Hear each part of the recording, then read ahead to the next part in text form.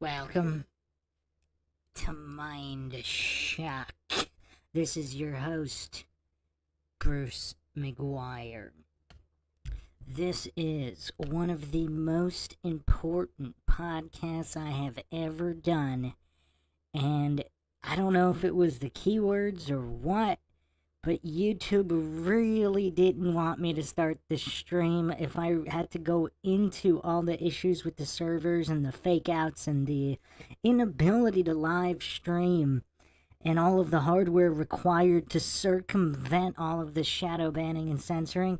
I mean, it would take hours. I don't know, maybe I'll do a podcast on that, but maybe I shouldn't because then perhaps they'll find a way to make it not work. But anyway, welcome everyone to one of the absolute most important and most mind-shocking episodes yet. Breaking down the Matrix. The greatest modern wisdom today. Is Andrew Tate and one Owen Cook, are these the Socrates and Plato of our time? I'm going to postulate yes based on what they say in these clips that I'm going to play. Now, obviously, there is the one and only Steven Seagal, possibly the Messiah. We're going to leave him out of the equation for the moment and just concentrate on these two individuals that have both dropped videos within the past week or so that have contained so much eloquent truth and wisdom. They left me flabbergasted. They left Bruce McGuire Mindshock with their ability to clearly and succinctly break down the Matrix and its effect on human psychology. So buckle yourselves in, folks. This is going to be quite a ride in typical Mindshock fashion with logic and reason at the forefront. If you want to help support the podcast, help logic and reason return to a world where it is quickly going extinct, and this podcast specifically will be going into how and why and the mechanisms behind this extinction, you can donate to our PayPal. Just check the link in the description. You can also become a YouTube member right here on YouTube. Help support the channel that way. Make sure you subscribe, like, and share Twitter, Facebook, Reddit, Patreon. Patrons do get priority for case, topic, logical analysis, code, podcast, or requests. You can also be a guest on the podcast depending on your tier. Questions, comments, theories, thoughts, suggestions, rebuttals, debunkings of any kind, leave them in the comments section. Unless you are with us live, and then you can just drop it in the chat there. I will try to get to each and every comment. All right, so I think everybody's familiar with Andrew Tate by now. I've seen a number of videos. I think a lot of goofs are just instantly triggered by anything Andrew Tate says, and they're too dumb to realize that he's baiting these goofs.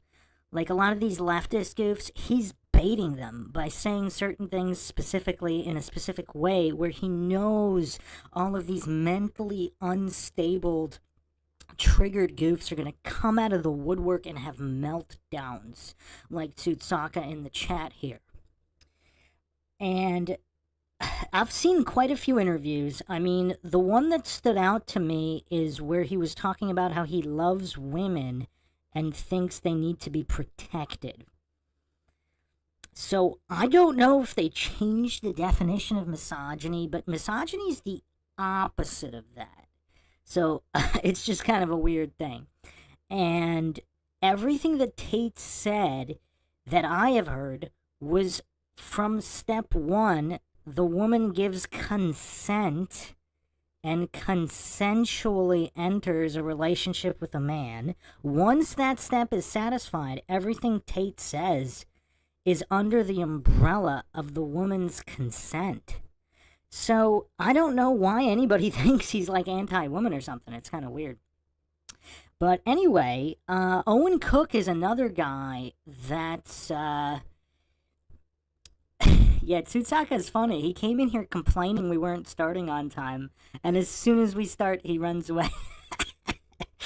What a goof. I like that guy, though. His Dunning-Kruger stylings are so entertaining. So Owen Cook I don't know as much about. Apparently, he's some kind of dating coach, pickup artist turned life coach. Some controversy in the past, but this guy's pretty deep. I mean, I've seen little clips of him here and there, and nothing that impressive. But in this clip that he released recently, he gives one of the best, if not the absolute best breakdown of the human condition stuck in the Matrix I have ever heard. And this is what we're going over. We are going to start with the one and only Andrew Tate. And in this interview, his recent interview with Candace Owens, I think he's done a couple interviews. The most recent interview, I mean, it's almost like a different Andrew Tate. He went full philosopher mode. He went full modern day philosopher mode like I have never seen. And it's quite impressive, actually, I have to say. I've never really been impressed with anything he's said. I'm not saying it's true or untrue. Most of the stuff he says is pretty on point. But I was never truly impressed until this particular interview. And you know, if Bruce McGuire's impressed, this is going to be some truly impressive, mind-shocking stuff.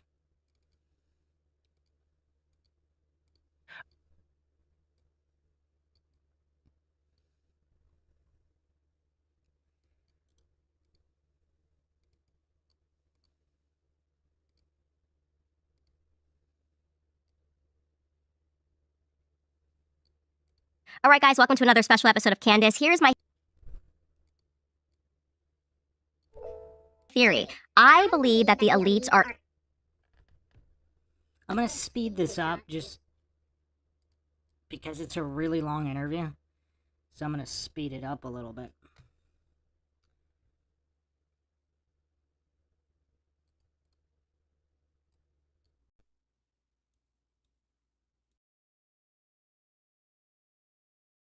aiming for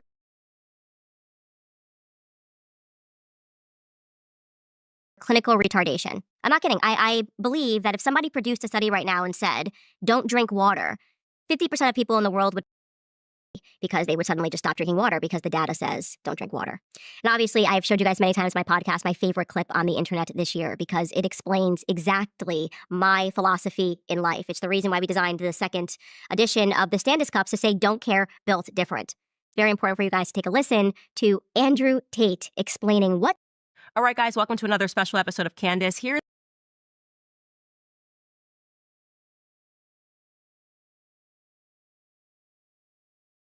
All right, guys, welcome to another special episode of Candace. Here's my theory. I believe that the elites are aiming for clinical retardation. I'm not kidding. I believe that if somebody produced a study right now and said, don't drink water, 50% of people in the world would perish. They would die because they would suddenly just stop drinking water because the data says don't drink water.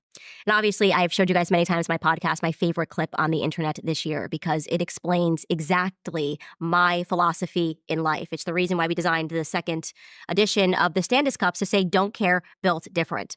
It's very important for you guys to take a listen to Andrew Tate explaining what we can garner from the data, as he says. Take a listen. I'm glad I'm super rich. You know, now that I'm super rich, I get to be one of those crazy rich guys who acts unusual. And they're like, oh, he's a bit eccentric, but he's rich, so he gets away with it.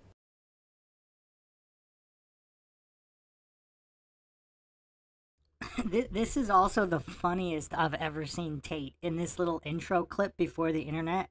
This is the funniest I have ever seen Andrew Tate. He could be a comedian. This is going to be really funny. And Candace Owens, pretty based, except when it came to the Convicting a Murderer documentary, where for whatever reason, she bootlicked the same government officials. She says, don't trust the government, but she bootlicked them. Now, I don't know if she's so embarrassed she doesn't want to reference that, because it did kind of seem like the Daily Wire almost forced her to do that. It was a little weird, but... Anyway, other than that, yeah, she's pretty based.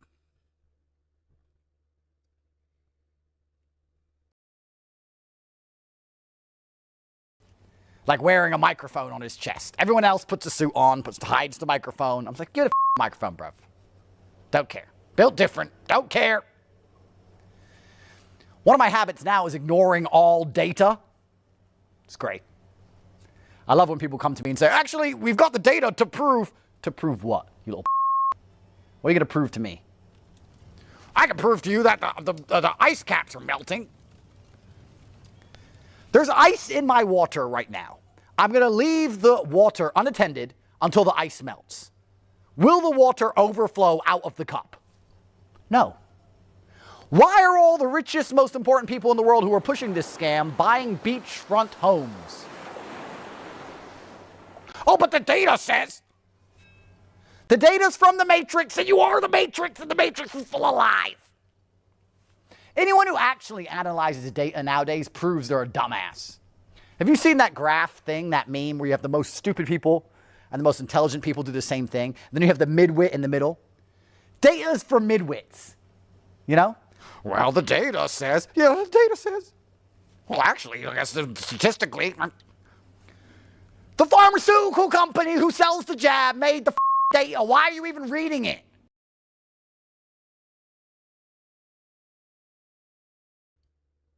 I mean, this is just so hilarious.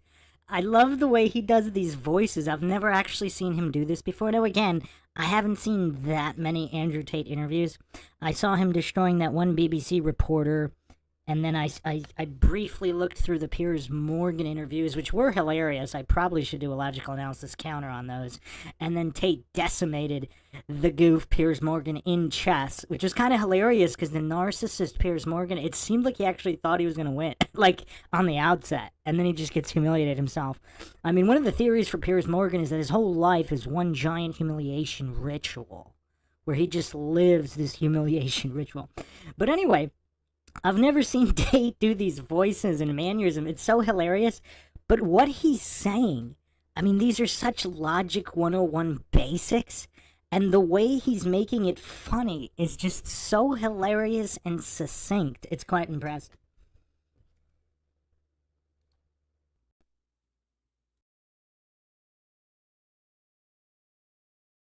Why are you reading it? There were stupid people who sat there and said, the jab's made of 5G cellular data. And then there was extremely intelligent people like me who said, I don't trust these motherfuckers. And we both didn't get the jab. All the people in the middle were like, well, the data says, and the news said. They wouldn't just make us all take a jab for no reason. Jabby jab, jabby jab. If you even look at data nowadays, you're a dumbass. You should just know. Street smart people don't need data. We've just been around. You know? I've just been around. I just know things because I've just been around on the street. If somebody's trying to give you something for free so desperately, it's probably a trap. When you're street smart like me, you're on the corner. You, your boys, some bitches. Guy comes up to you and goes, you want a hamburger? Not really. Hamburgers are good for you. If you don't eat, you'll die. Yeah. You should really have this hamburger. I don't want it. If you don't have this hamburger, you're going to lose your job. I'm going to lock you in your house. I don't trust him or his hamburger. Why were you people like, well, do you have a study about this hamburger? Do you have some data on the hamburger? Oh, it says that protein's good for you. Give it to me. Dumbass. The guy who got the hamburger is trying to force it down your neck, pulled a study out of his. It's perfect. We're going to jump right into a conversation.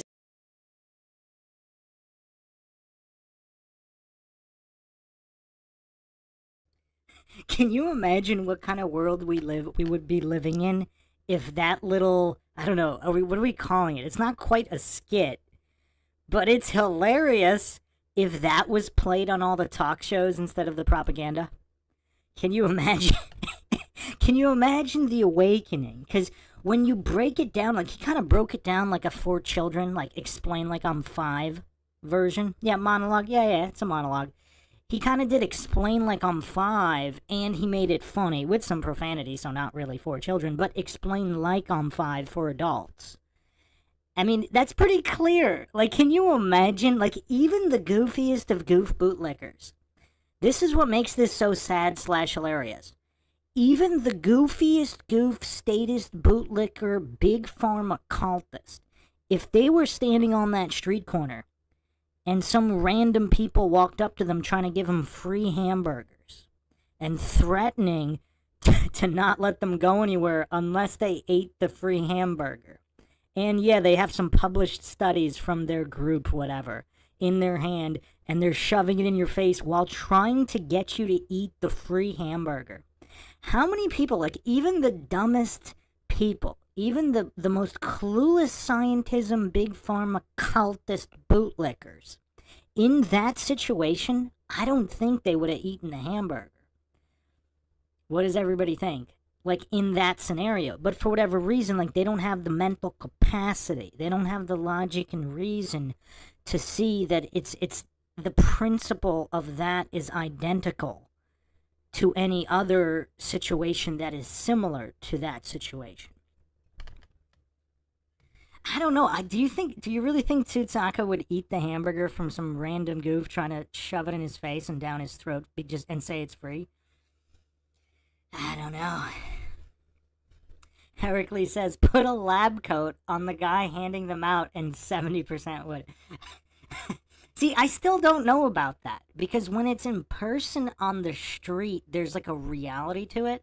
Whereas if it's brainwashing by the idiot box or actually physically going into an official looking doctor's office, like the context of the situation is different, even though the principle's the same.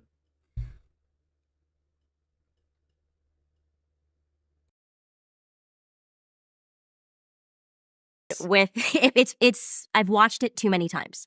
Well, it's kind of funny because you probably have this also. You have a point of view and people say to you, where do you get this point of view? Why can you think that? What source does it come from? I've been around. How can you think anything else?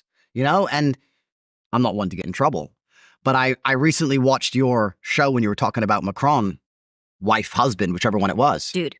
The dude. And people were saying to me, Andrew, what do you think about that? And I said, well, yeah, 100% his wife is a man. And they said, why? It's like, because he looks like a little you can see it.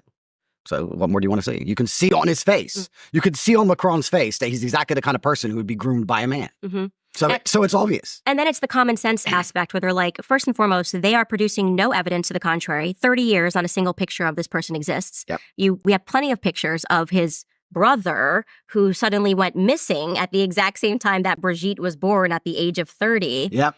And people don't have that common sense to go, wait, that is quite strange.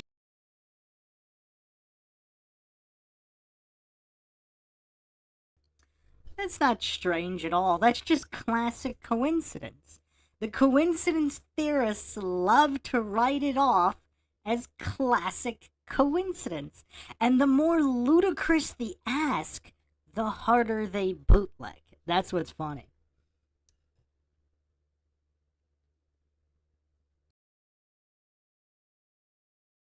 Why are they not able to just easily debunk this? And instead, you're going to call everyone else crazy. And the thing that should terrify people is the fact, which you describe it as the Matrix, I think that actually is the right term, is that the Matrix works overtime to make it seem as though the people who recognize the insanity, recognize the homosexuality, recognize the pedophilia are in fact the people that are crazy. Like It's a complete inversion of what's actually happening. And the saddest thing is that it works. I mean, where did Macron even come from anyway? I remember that French election. I'm certainly no expert on French politics, but I remember he popped up out of nowhere. Some globalist. He was a lawyer or a banker or something. They just put him up there and then he won. The last French election, Marine Le Pen was winning and then, she lost. It's like, are these elections even real anymore? Is anything even real anymore? I mean, I only have criminal cases in 3 countries currently. You may as well add France to the list, you know. But I just don't believe any of it. And then Macron stands up there and of course he's complete globalist, WEF. I remember his obsession with Merkel. Do you remember the way he used to stare at her? Mm-hmm. He used to stare at Merkel with adoring eyes. Very strange situation.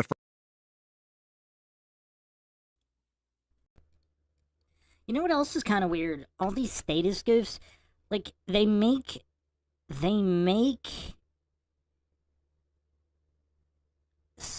like they worship these celebrities. They make politicians celebrities, and they just have this slave mentality where they just need to worship somebody, anybody.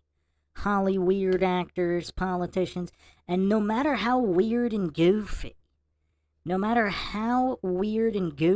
they worship harder. They worship even harder. And since we're probably going to get this stream shut down anyway, perhaps this is a good time for a little Biden video.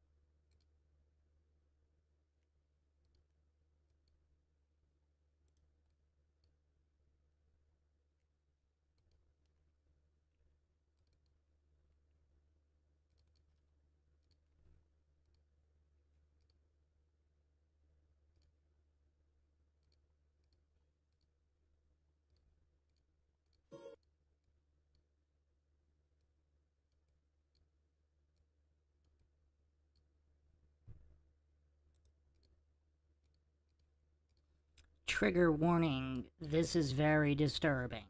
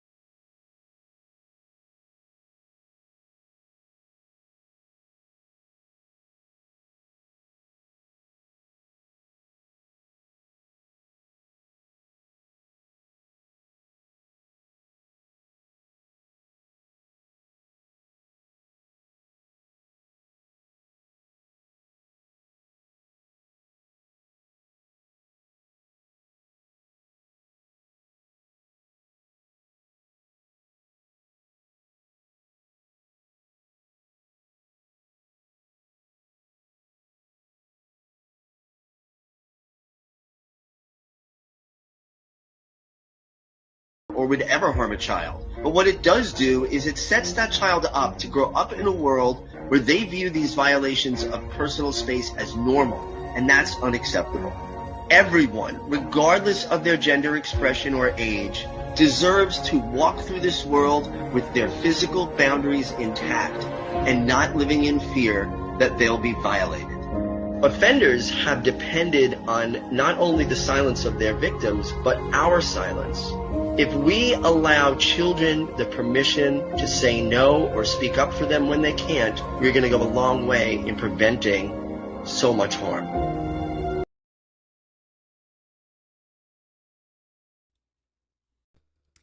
And what's so sickening, I mean, is the scum that defend this. Like, who would vote for this or think this is appropriate in any way?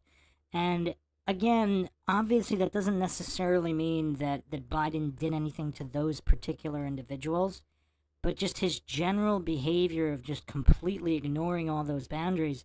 Like, what does this guy do in private if this is what he's willing to do in public? That's what's terrifying. And the scum that defend this and continue supporting it, I mean, it's just insane. It's just insane at the people that continue to bootleg like this level of scum and human filth.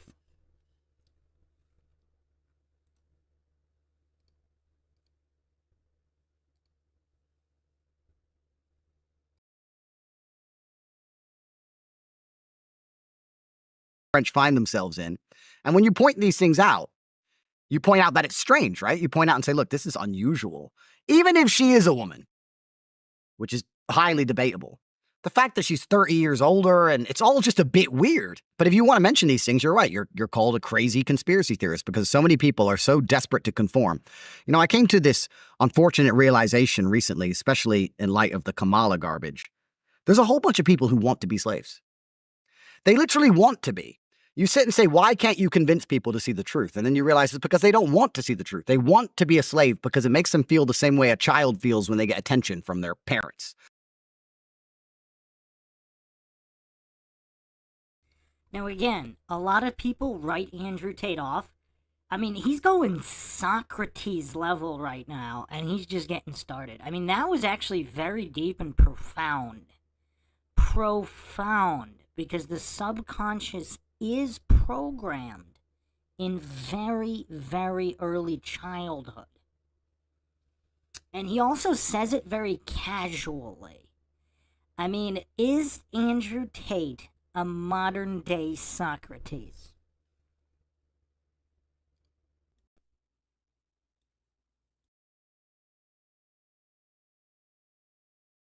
They want to be good slaves to the system, and they hope that that will prevent them from getting shot. Now, we know our history. It means they'll get shot last, but they'll still get shot. Right. So you have to make a decision as a man, especially, like, do I want to die first like a hero for telling the truth, or do I want to die a few years later like a coward? And I guess that's where you see the differentiation in the opinions, the dichotomy of the different types of men who are living in the world today. But it's really crazy that so many people will sit there and consistently consume lies and garbage after they've been lied to so many times, and they feel like they get some kind of, I don't know if it's satisfaction, I don't know if it's warmth, I don't know what they feel in their heart when they just subjugate themselves to these people. Maybe it's like cuckdom, you know? They like to feel like a cuck. They like to feel stupid. There's no other way.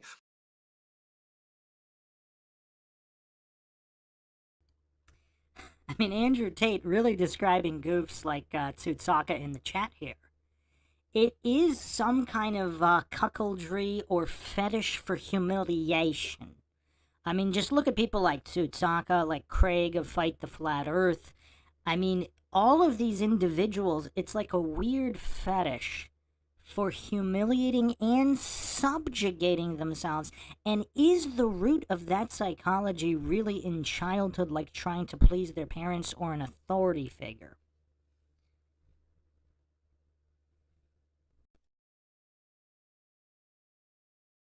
There's a whole bunch of people who want to be enslaved to these systems.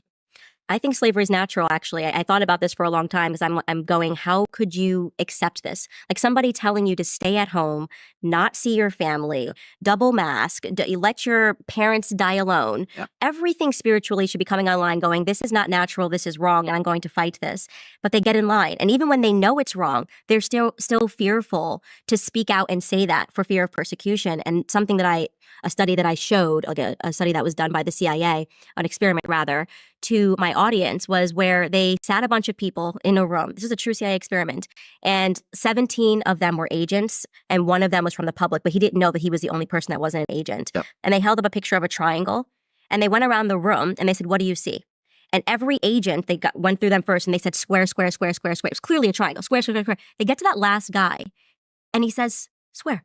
Knowing fully that he is seeing a triangle. Yep. So what they understand is that peer pressure, like the psychology of peer pressure, is a real thing, but it's stunning to me that grown men succumb to this, or something that's unbelievably wrong about that. Yeah, completely. And that's why they attack masculinity so heavily, because truthfully, as a man, if you have an opinion which is different to other men, it crosses your mind, you might have to fight. That's just how it goes, right? So if you're a man and you sit in that room and 17 men say it's a square and you know it's a triangle, you're probably looking them up and down going, can I beat them all? Now, me, I'm built different. I'll be like, that is a triangle, sir. You're wrong. You're wrong. But you have to have a lot of faith in yourself to be able to do that, right? A lot of people simply don't speak out because it's a scary thing to do, because now you have personal accountability, and then you have to defend your opinions also. And there's a lot of people who aren't capable of or are afraid to defend their opinions, so they just think, I'll just go with the flow. I mean, everything Andrew Tate is breaking down here, he's doing it in a very casual fashion, which makes it almost seem like he's not as intelligent as he is. I mean, this is profound modern-day wisdom. I would argue on the level with some of the greatest philosophers, because he just broke down modern living psychologically at a level that was so clear and succinct. I am not sure anyone else has done this before. And we're going to get to a video from Owen Tyler, who also takes it to a whole new level. And between the two of them, in this particular podcast here, I think we will break down the matrix in terms of human psychology like has never been done before. By the way, where's Candace from? I like the way she pronounces room. Sitting in the room. That's awesome. But yeah, what Tate just did, he kind of explained what's going on in the back of the mind, even on a subconscious level.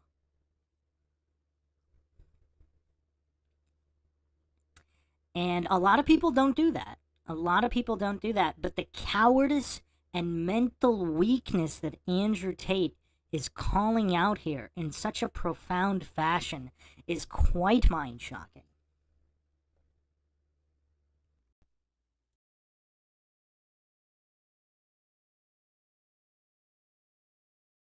And that's the actual mess we're in. I don't think the mess is so much conservatives against liberals or the sane against the insane. It's this ether in between of people who are just like, it doesn't matter, and I'm not interested in politics, and they're just going along with the system, which is probably the largest contingent of the populace, and they're just allowing this clown show to continue for as long as it's continued. And I don't want to be a conspiracy theorist, but ever since 2020, I don't believe any of the elections are fair at all. I don't believe that any of the people in charge have our interests at heart at all.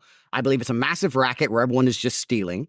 I believe if you speak against the system, the Matrix is going to come and they're going to use lawfare to try and destroy you. I said on a podcast I did 7 days before Trump's assassination attempt that there's no way they're going to let him win. Then his assassination attempt happened. Thank God he survived it. That was a miracle in and of itself. That's been memory hold now. That's been disappeared from the internet. Don't know if you saw this morning. All of the references between Bill Clinton and Jeffrey Epstein have been removed from Bill Clinton's Wikipedia page a couple of days ago. So that's gone. Nothing's printed anymore, right? So they just changed the typing. And you try and talk about this with people. There's people who understand you. There's people who disagree with you who are mentally unwell. But unfortunately, there's this huge contingent in the middle who are just like, yeah, I don't really know. And I don't know. And I'm just going to go do as they say. It'll be fine. And they're so perma-distracted with garbage.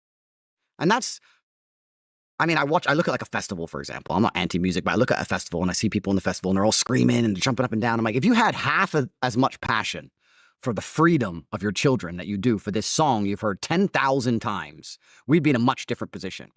But they've managed to placate the entire population, and which is actually a really interesting thing. You have to sit and think, how did they make us all so placid? How has everybody just been eunuched?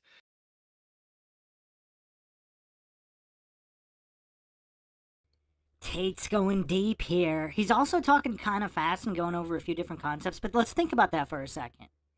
Think about if the story about the Revolutionary War and the founding of America is true, but even if it's not true, all revolutions start with people who are actually passionate about the freedom of themselves and the generations to follow. But he's got an interesting point here.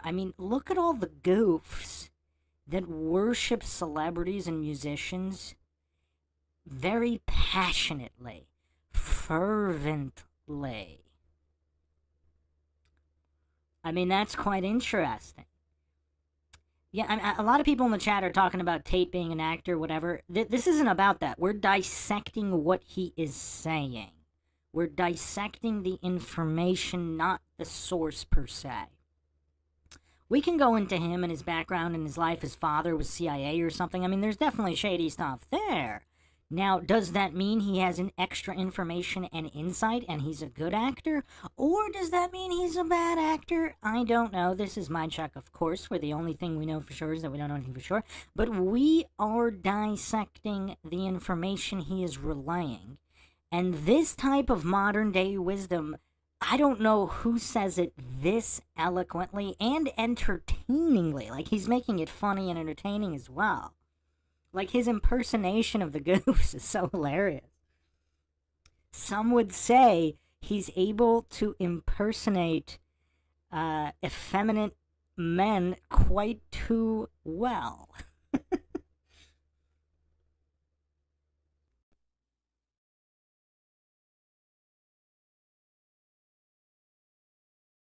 To the point where they're sitting there going, oh, well, I can't see my parents. I can't leave my house, but it's fine.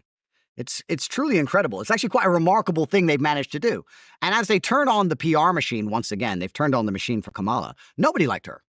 Nobody. Not even the liberals liked her. Not even the biggest Joe Biden fans liked her. They were all saying she's no way she could win.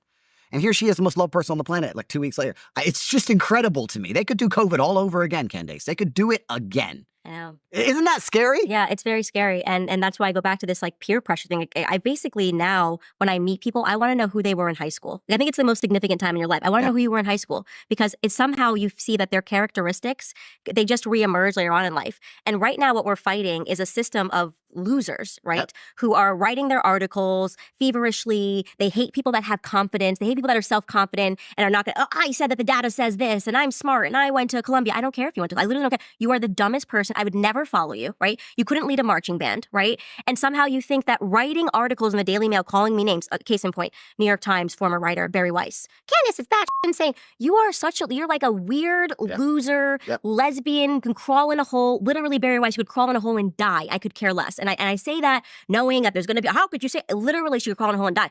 You think you have the authority, right, to tell people that I'm bat insane because I won't get in the line in the same way that you've gotten in line with the system your entire life?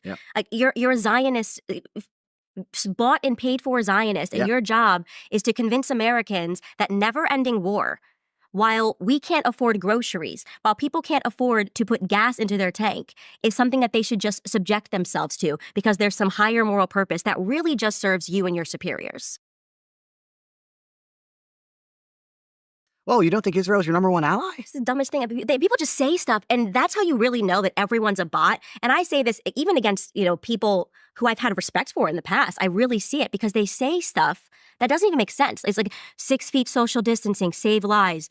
Israel's our number one ally and friend. Why would you even make that statement? That's an objectively, on its face, stupid statement to make. They just repeat it. And you're right, they don't think about it. So let's think about it. For everyone at home, let's think about it. Someone comes up to me, Andrew Tate, Israel is your number one ally. I said, well, they never paid my rent. So they're not my ally. They don't cut my grass. Now, what do they do for me? It turns out nothing. So who are they allies to? Well, are they allies to the government, who are also, it seems to be, my enemy? Are they allies to the people who I don't trust? When those senators who are robbing everybody and stealing all of the money and inflating the currency stand up and say they're our number one ally, maybe they're your number one ally because you can get an Israeli passport and disappear and hide because you're a pedophile. Mm-hmm. Maybe they're your ally, but they're certainly not mine.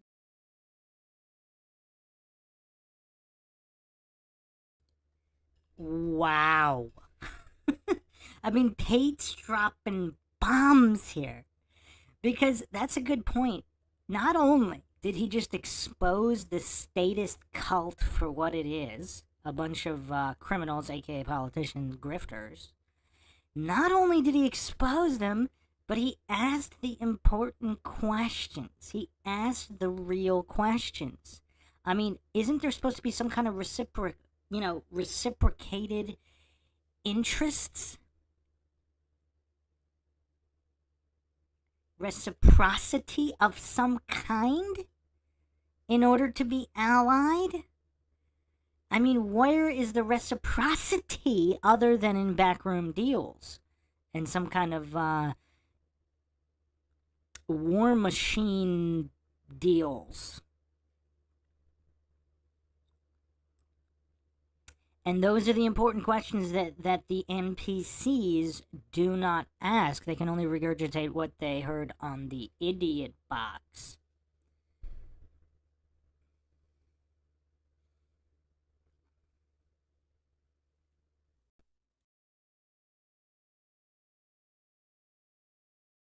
So why is anybody even repeating this trope? Whose ally are they? Right, I said that. They protect pedophiles. They literally... They're allied to the criminal class. So I'm like, where is this coming from? They also performed a terrorist attack and got away with it because of, I'm assuming, the blackmail they have on politicians. But the USS Liberty, we can't even talk about that in America. Yep. It's like this no-go zone. You can't talk about that. Yep.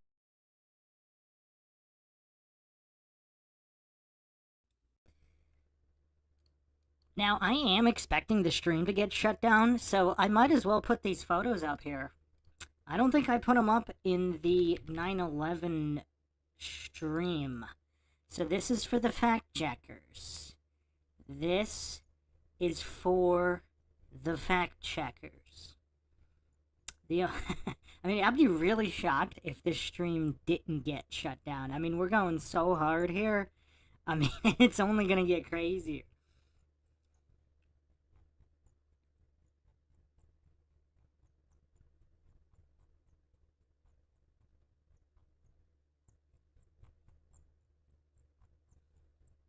I wonder if everyone here has seen these images.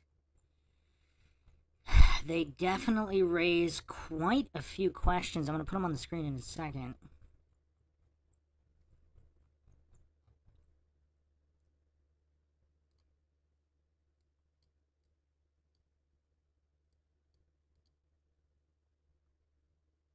And there might be another clip here that I don't think I played.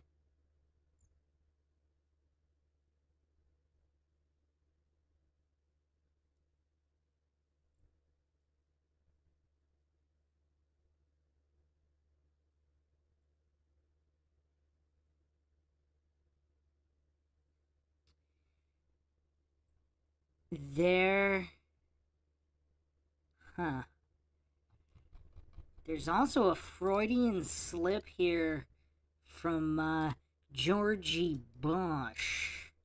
Oh man, I didn't think we'd be going this hard in a 9/11, but I didn't put this in the other podcasts, and I am fully expecting this stream to get shut down, so we might as well get shut down for good reason.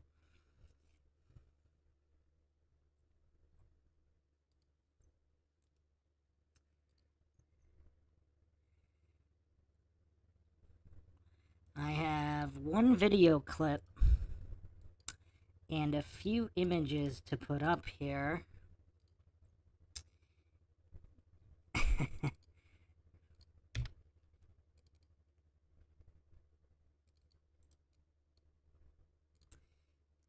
Okay.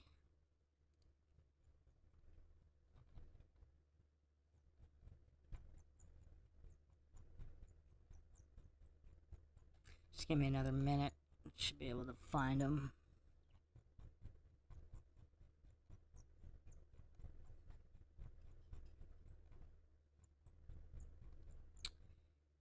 Okay.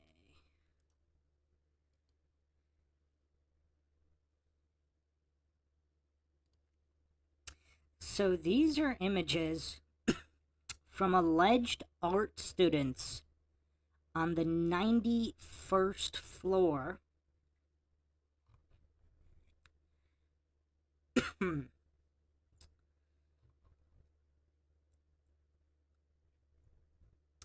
on August 1st, 2001.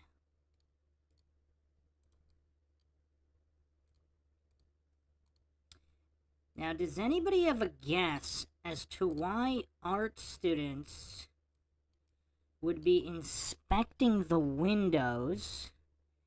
They also look like they have some kind of straps on as to not fall out of the building, as if they're going to remove these windows. These are alleged art students.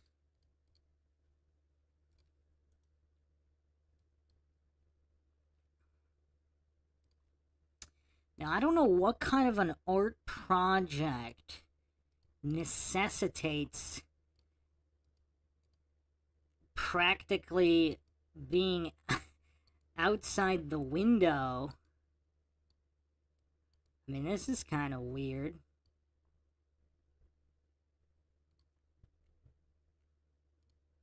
Who here hasn't seen these? No, I actually have not shown these images before.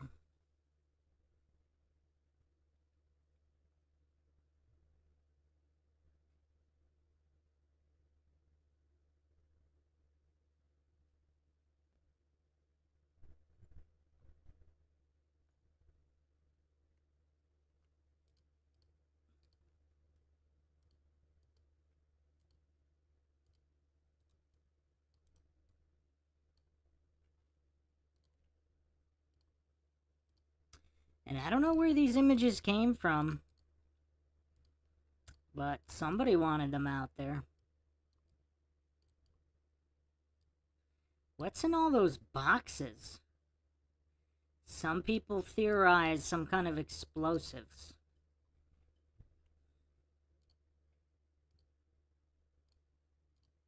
And let's not forget the record amount of security drills that occurred in the 2 weeks prior.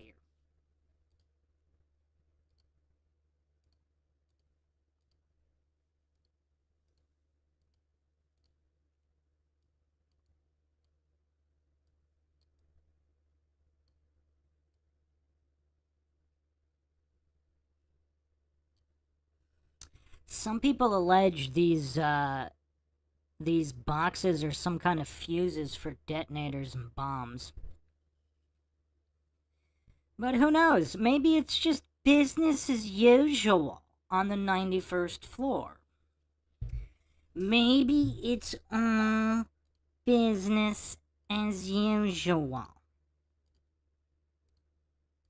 I'm gonna Now describe. let's see who's heard this clip before.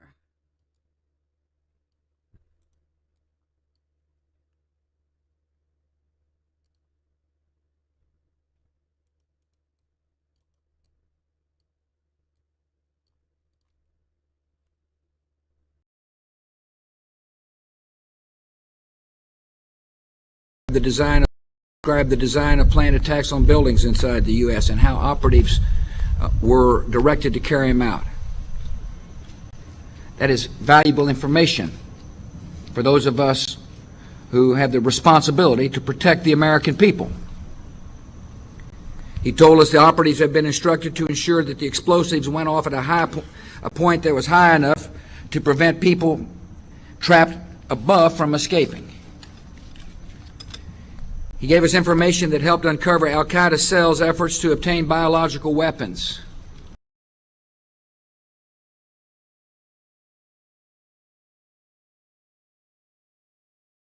Did everybody catch that? He's talking about the explosives. Let's replay that a couple times for the coincidence theorists. Was this a case of Georgie saying the quiet part out loud?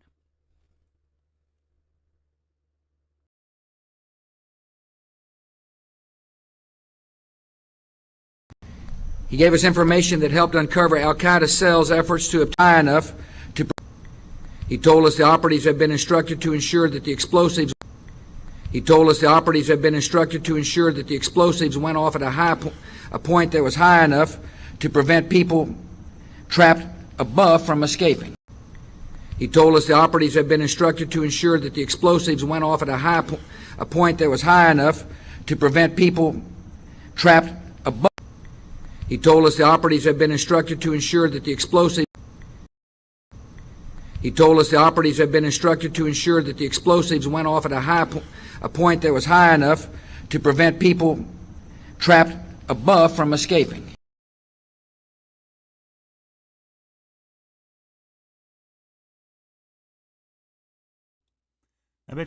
I bet you guys weren't expecting this level of mind shock tonight, huh? This level of mind shock. I mean, Freudian slips galore. I mean, Georgie was kind of like Obama. There's quite a lot of Freudian slips throughout.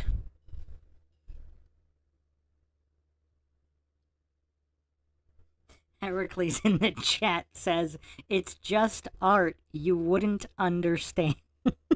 Yeah, Illuminati art is kind of weird, isn't it?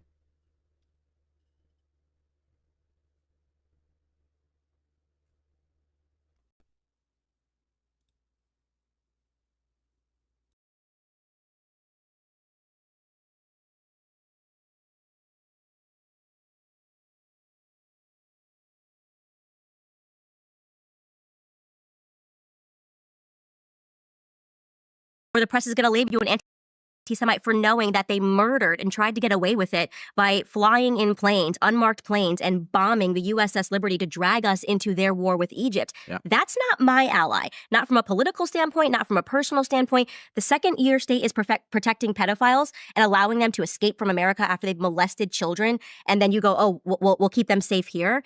And on top of that, you get to take our tax dollars. We can't even extradite our pedophiles. Yeah. And you, like, why are you saying that? And isn't an ally reciprocal? Like, shouldn't it go both ways?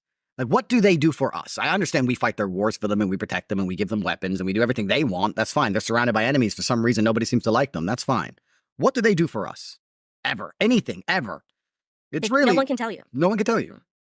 And then, of course, people are so emotionally invested in the idea of Israel when you mention these things. They just repeat that trope. Well, they're our number one ally. It's like, I think you need to first understand the word "our," who "our" is, and secondly, understand the word ally, because ally is supposed to go both ways.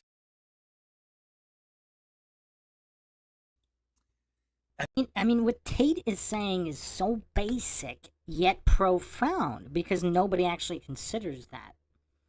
Catch you next time, Justin Johnson.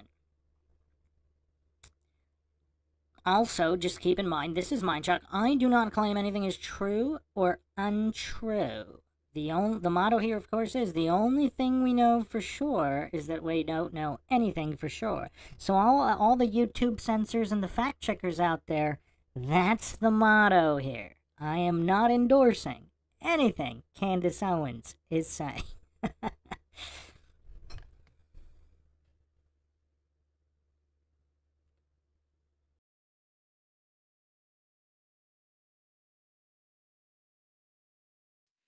And this is just one of the many different pegs in the system, which now X is free. I have to admit, I feel like people are starting to realize and wake up a little bit about a lot of subjects. And Rumble is out there, and obviously you've got your own show, which is amazing. But it's one of the cogs in the machine that I hope slowly start to break. And I was actually very optimistic until about 2 weeks ago when this Kamala crap started, and I realized that we're really not as far along as I thought. There's still so many people who will just march step into oblivion. Mm-hmm. And I mean, I would hate to be labeled a misogynist. That would be terrible. You've never been called that before. I don't know if I'd ever survive. Yeah. But my view on the world is pretty simple. My view on the world is that you can't have loyalty from somebody who's weak. Because weak people, even if they have the best intentions to be loyal to you, they can always be intimidated. Or they can always be primarily intimidated. But when it's down to save their own skin, because they're weak and they're afraid, they're the kind of person who will turn on you. I don't trust weak people. I don't have weak people around me. I don't like weak people. And the fact that Kamala can't even string a sentence together means that when she gets to calls from the shadow figures about how the world's really going to work, I just can't see her standing up for the average American. I can't see her saying to whoever calls that phone, who's really in charge of things, who've been running things for the last 4 years because Biden doesn't have a clue what's going on, and they say this needs to happen. I just don't see her saying, that's bad for the American people. I just see her saying, oh, well, what did Trump say? The bus, that's what buses do. That's it. So it doesn't even matter what she says. It doesn't even matter how well-intentioned she is, which is, again, arguable because I don't believe she is. But because she's such a weak person, she's just going to be stood up there as a puppet, and she's going to be played. And it's scary because I truly believe if Trump loses this election, it's over for America. It's over for the Western Hemisphere. It's done. All right, guys, interrupting this conversation very briefly because I have some exciting news. You know that I love Good Ranchers. They've been a great sponsor of this show. They are supporters of freedom of speech. And guess what? I've teamed up with Good Ranchers to create my own box. You can now go to goodranchers.com and you can get the Candace Owens box. I work with them to curate all of my family's favorite meats. To say, I actually want to ask you a question about two people, because right now what's happening in America.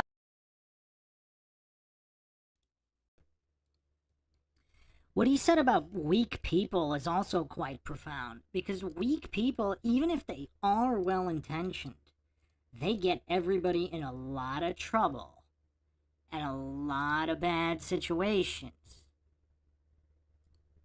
Yes, fair use, of course. We are always in fair use. How could I forget to mention all the fair use going on in this fair use analysis?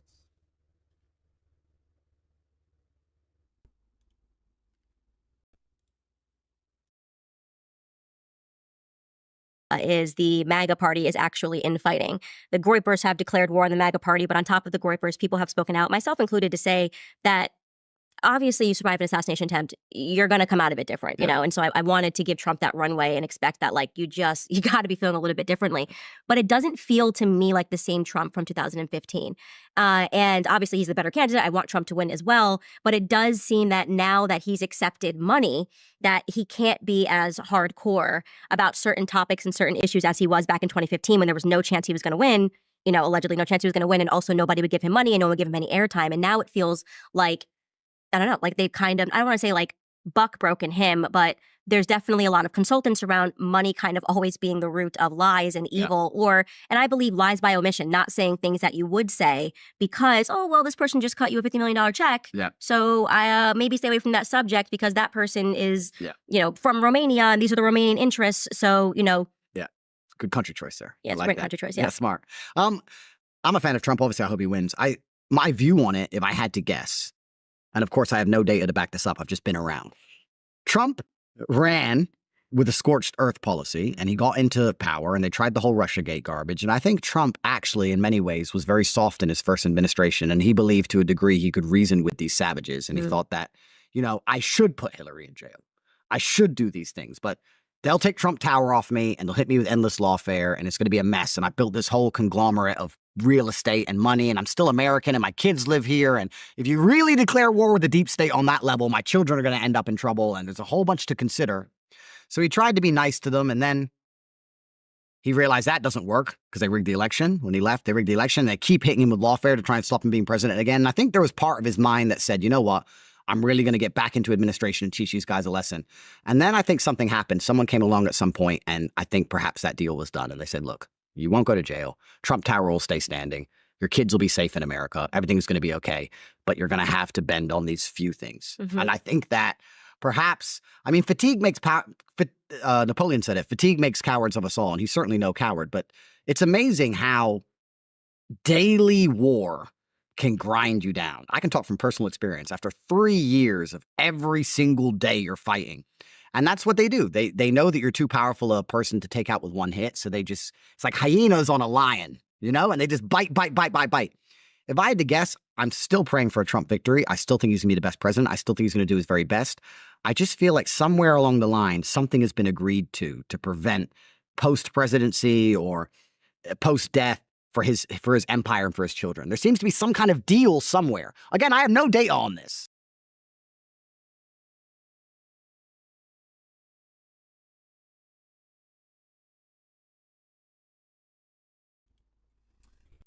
Quite interesting analysis here, but I do think that's maybe something all of the Trump supporters haven't considered. That if Trump is on the level, and I'm not saying he is, obviously, but if he is, I mean, this is an interesting mental exercise. Put yourself in his position with your children still living in the country, having to deal with the government and lawfare, etc. That's a very interesting point by Tate. A very, very interesting point.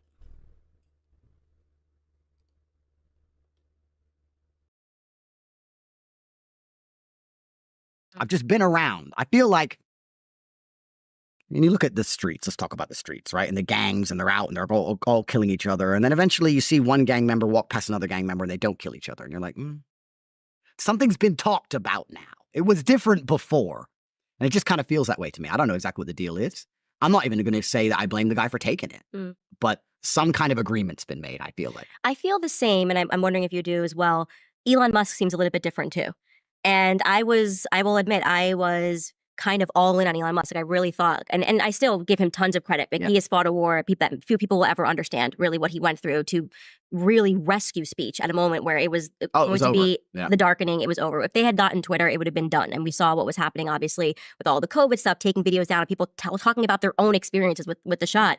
And then Elon Musk rescued Twitter, and he went to war with that. I mean, you remember him on stage screaming at I think it was Bob Iger of Disney, and saying, "You're not going to blackmail me and do all of these things." And now it seems, and I don't want to say that he's been blackmailed at all, but I just feel like it's a different Elon, and it could be what you're speaking about. Day in and day out, there is going to be some sort of a fatigue that manifests of having to fight people with a tremendous amount of power who do not let up one single day. Oh, they never let up. And you have to choose your enemies, right? And sometimes you have to do a deal with people who you perhaps don't even always want to do a deal with to survive. It's difficult at the very, very top. We're talking about the highest possible echelons of power. And there's a lot of different interests coming your way. And you have to sit there and go, can I really war all of them? Or can I just ally with this one team? Which is unfortunate because people who know what I'm talking about know what I'm talking about. It seems to be the same team every time. If I can just ally with this one team, I'm good against everything else. Right. And then people are sitting in a position and they're like, yeah, I guess, I mean, I want to live and I want my children to live. And because it comes down to that. I don't think many people realize how violent the world is. We live in a world now where we have all of these facades on top of violence. But really, the world is just guns and bullets and violence. That's the reality of the world. When we talk about something like a court case, what is a court case? Well, a court case is a piece of paper. But if there was no threat of violence behind it, I wouldn't go, or no one would go, right? You get a speeding ticket. You don't pay the ticket. They add more money. You don't pay it. They say go to court. You don't go. They send another summons. You don't go. They send an officer. He says come to court. You say no. Violence. It's all just garbage on top of violence.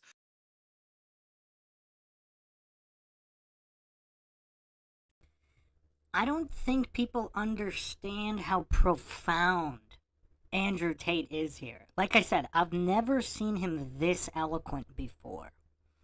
I mean, he is breaking down statism in such a way. I don't think he even calls it, I don't think he even references statism, but he references the criminal politicians and the government and what they do. And his explanation here is just so succinct and eloquent. I am not sure anybody has broken it down quite like this.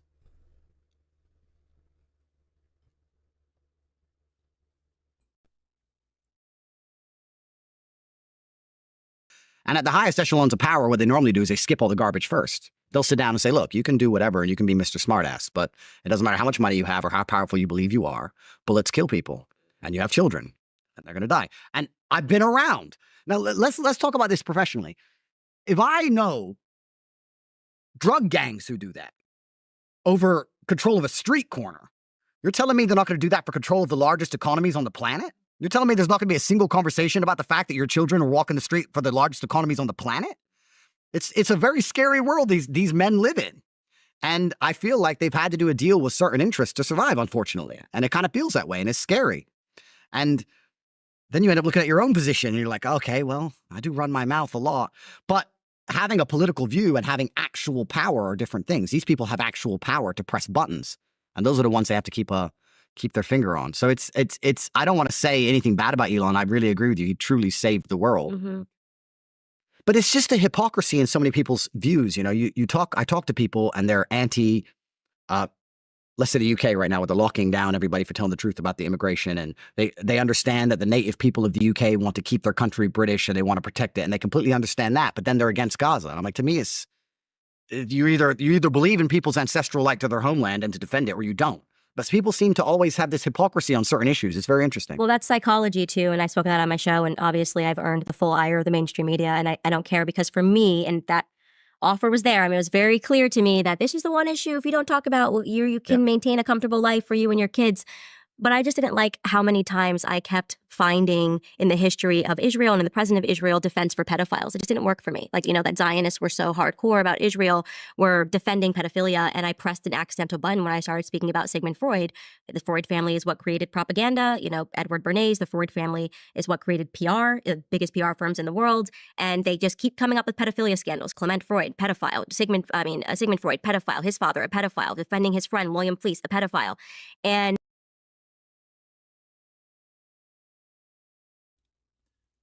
I mean, I'm sure that's all coincidental, including the Freud family links to the Madeleine McCann case.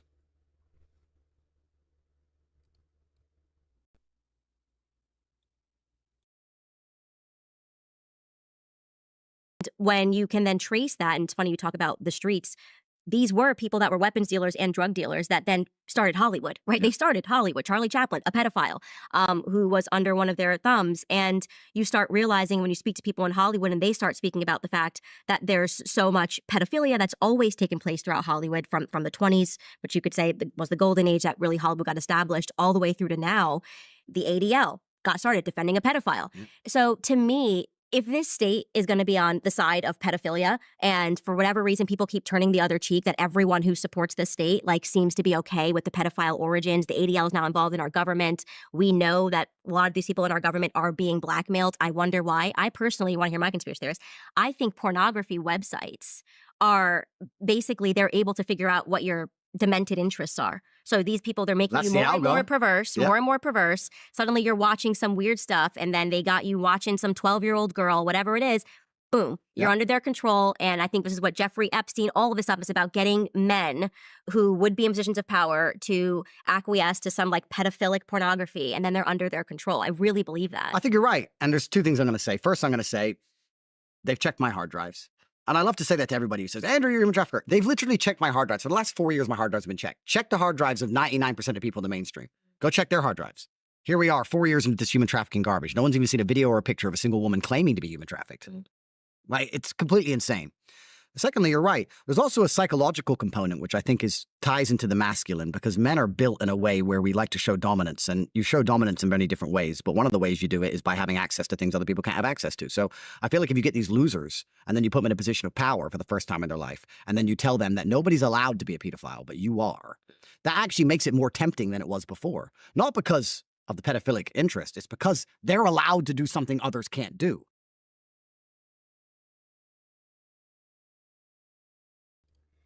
Tate's command of human psychology here is quite impressive, because it does seem a little strange, doesn't it, that all of these politicians just happen to be going to Epstein Island and all that. Like, do they really want to, or was this a combination of useful idiocy and psychological manipulation and gaslighting to an extent? Because it's kind of hard to believe, again, maybe this is just my appeal to incredulity logical fallacy, that humans would be so scummy by nature. Whereas if they're being manipulated and gaslit, perhaps in a way, one of the ways which Tate just outlined here, obviously MK Ultra and other ways exist, they're gaslit into this deviancy. Because, again, call me naive, but I just don't believe that the average human is going to drift into degeneracy left by their lonesome. And when you have programs like MK Ultra that are just going above and beyond to manipulate minds, I mean, if you haven't checked out the Columbine series here on Mindshock, check that out. Like, how many of these incidents at schools are organic, so to speak? How many of them have been non-manipulated by government interference?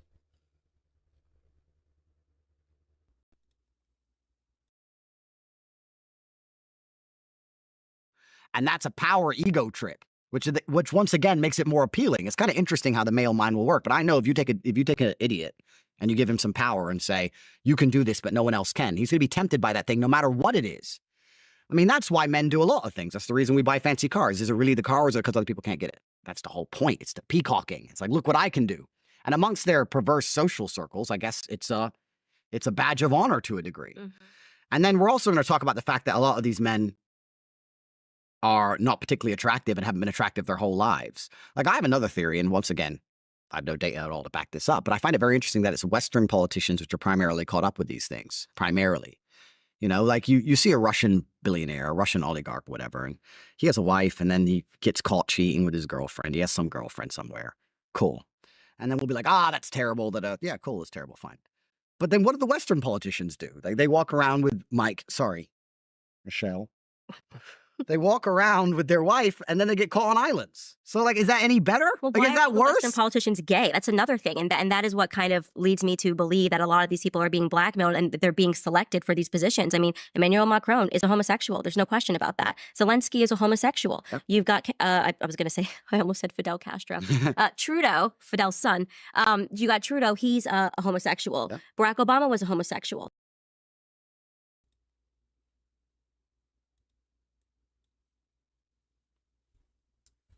Blasphemy. Blasphemy. Was the one and only Barry Soetoro? I mean, isn't this the most masculine man you can imagine? I mean, look at how masculine he is here. I mean, look at this. Look at the way he handles dogs. I mean, this is masculinity personified. I mean, look at this power stance in watching judo. I mean, look at that. I mean, is that not masculinity personified? I mean, his testosterone levels must be stratospheric. I mean, look at this masculine individual. This is blasphemy by Candace Owens here. Just sheer blasphemy.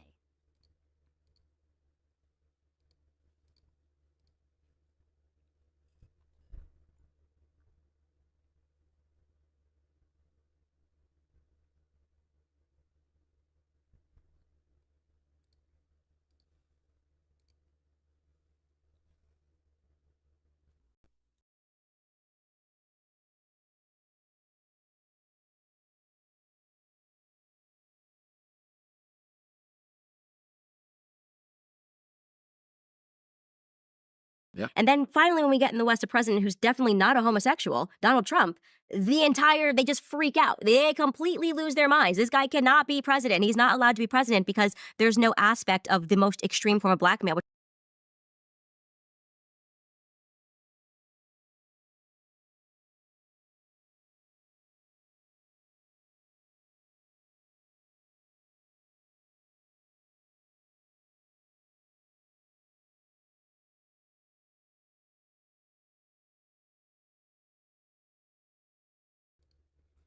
I forgot this one. I mean, look at this. He could have been an MLB player. I mean, he needs to get tested. I mean, he's probably roided up. I mean, look at all that testosterone flowing through his muscles. I mean, look at that manly baseball throw. I mean, this guy is as masculine as it gets.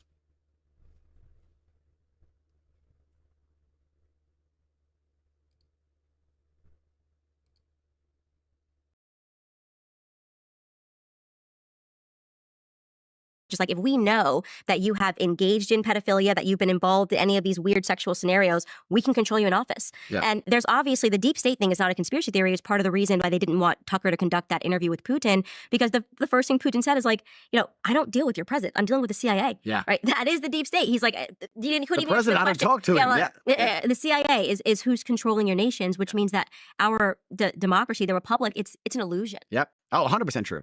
And when I say things, I don't, obviously exceptions disprove the rule. I talk in the general, but in general, it is the masculine which protects the society in general. And in general, feminine are more accepting of certain things, and gays are closer to the feminine. So we say that we have men in charge. None of these people you named are men. None of them are masculine. There's nothing masculine about them. The true masculine essence is being prepared to die on a hill. And the number one thing we died for since the dawn of human time was our land and our women and our children. That's what we died for. And the reason we were prepared to die for them is because we know we could never be assimilated into another tribe. If there was another tribe on the other side of the hill, even if they outnumbered us 10-1, we knew that if they managed to get into the village, we were dead. The women can assimilate into their tribe because the women can join their tribe and have children. The women will be taken. We die. So we were prepared to fight.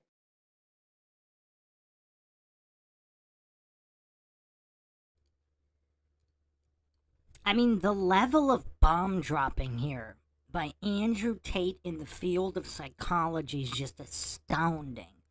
I mean, this is a staggering amount of modern wisdom. Once again, I cannot recall anybody else explaining this as eloquently and succinctly. I mean, in 30 seconds, he really broke down masculine psychology and its effect on society and civilizations.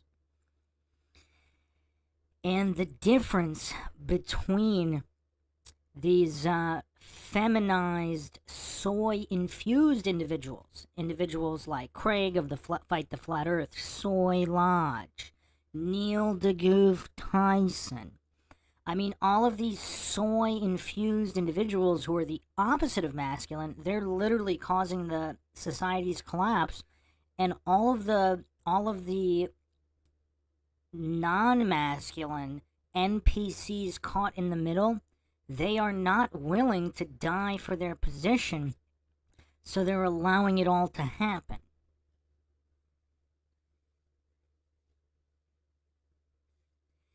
And again, Tate is saying it in a very casual way. It's almost like deceptive of his true intelligence level. I think Tate has ascended here to modern day Socrates.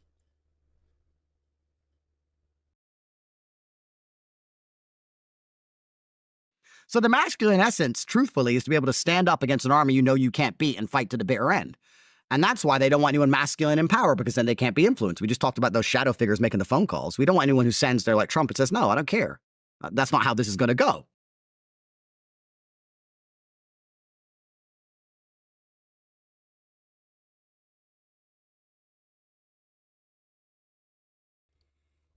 So, for those who think I'm exaggerating here, I am not. Let's go to this clip from Osho. Who's familiar with Osho?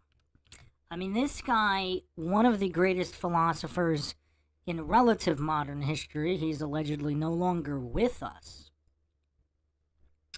But I wonder who's familiar with Osho's work.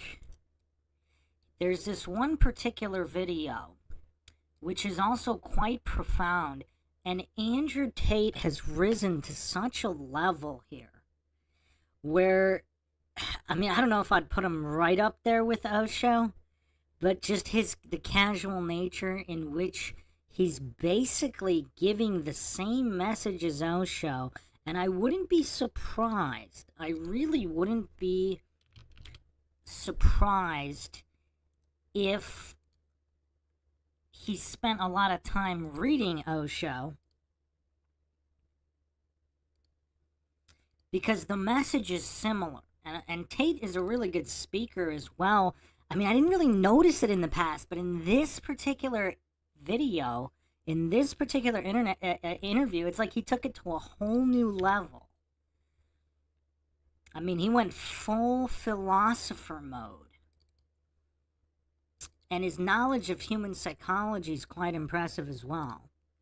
So here's the Osho clip.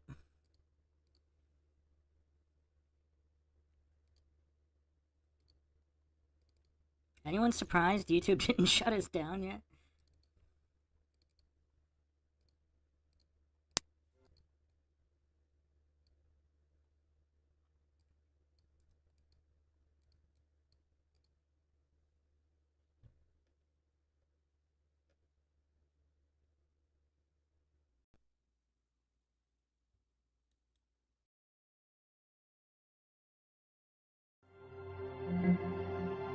Venus Expressions Media. No society wants you to become wise. It is against the investment of all societies. If people are wise, they cannot be exploited. If they are intelligent, they cannot be subjugated. They cannot be forced in a mechanical life to live like robots. They will assert their individuality. They will have the fragrance of rebellion around them. They would like to live in freedom. Freedom comes with wisdom, and no society wants people to be free.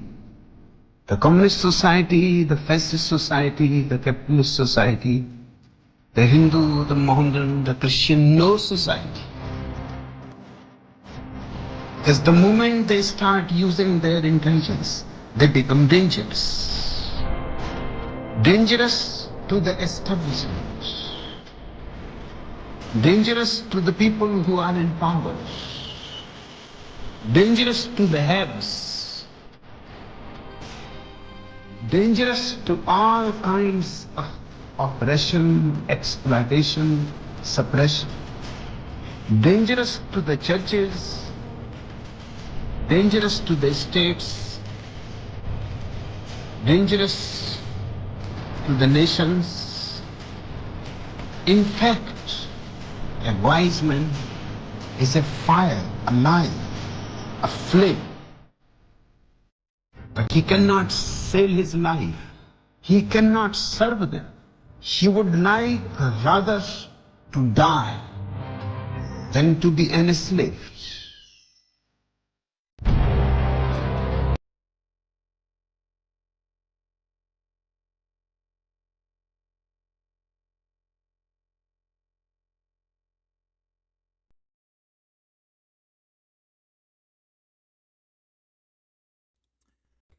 So that was quite deep from Osho, that someone who is wise cannot be subjugated and they would rather die than be enslaved.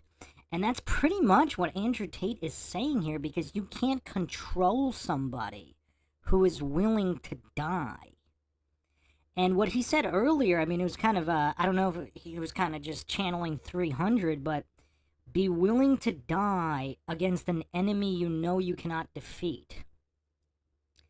And just that willingness to fight anyway. That's the masculine energy he's describing, which has been indoctrinated out of everybody, both mentally and physically, chemically, with all the soy in the diet and many other chemicals all over. So again, I don't know if people are giving Tate the credit he deserves here. He has ascended to full-on philosopher master, in Bruce McGuire's not so humble opinion.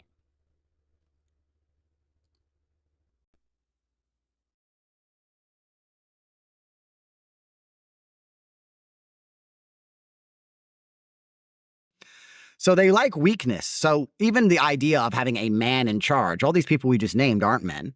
They're homosexual, which brings them pretty much close to girls. And when I say girls, not in a negative, insulting way, I'm trying to explain the feminine mindset of we can assimilate with the enemy more than we must fight and die on this hill with the enemy. And that's why they're doing it all. And you're right. It's certainly a coincidence. And it's also an extremely interesting coincidence that, I mean, global homo LGBT, that is the culture of the West now. It's the number one thing you can't insult, you can't go against, you can't degrade, you can burn an American flag before you can burn a pride flag. You'll catch a prison term for that. It's truly the new God. You can insult Jesus all day long, but you can't insult LGBT in a Christian country. And if you look at any of the American embassies in all of their vassal states, the first thing they do is try and push this LGBT insanity. They try and push this global homo everywhere they can to erode the masculine spirit. We talk about how the family's under attack, and it certainly is. There's a lot of ways it's under attack. LGBT is one of them. It's one of the things they use. But, I mean, there's a million different ways they've destroyed the nucleus of the cell. I was having this conversation the other day. I was talking to somebody, and we were saying, well, we're talking about men dying on hills, like I just said. It was after my Jesus protest, after I protested, because I was supposed to go to jail for that, because I didn't have a license. I didn't have a permit to protest. I'm on judicial control. I'm supposed to get 6 months mandatory. So I said bye to everyone, said to Tristan, ready for jail, packed a bag, went there to go to jail. So put me in jail for respecting Jesus. Put me in jail. I dare you. And even they knew better than that. So they were just like, please go home. So they didn't put me in jail. But I was ready to do it. And I was talking about dying on a hill. And I was talking to a girl, and she's like, yeah, but men aren't men anymore. And I said, but this is the thing that's so interesting if you actually analyze how they've destroyed society. Because you're right, men aren't men anymore. But if you want to talk about dying on hills, you don't just need rich men or famous men. You actually need the common man. You need every man. And most men in my position, especially financially, are not interested in getting in any kind of trouble, right? We're interested in protecting our profits.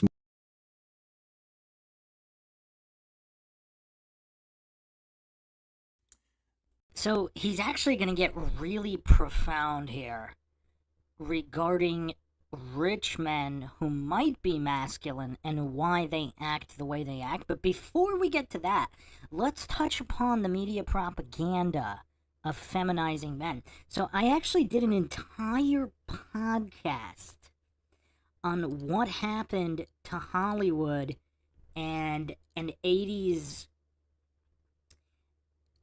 action stars like Arnold, Stallone, Jean-Claude Van Damme, and of course the one and only Steven Seagal.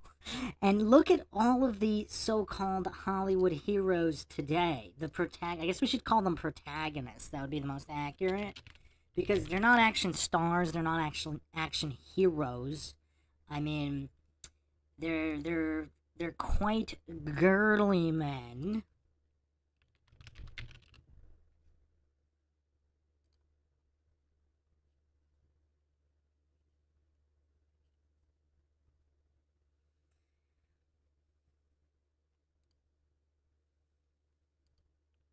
I'm going to put it on the screen in a second. If YouTube allows. Yeah, I'm surprised we didn't get shut down yet either. Okay.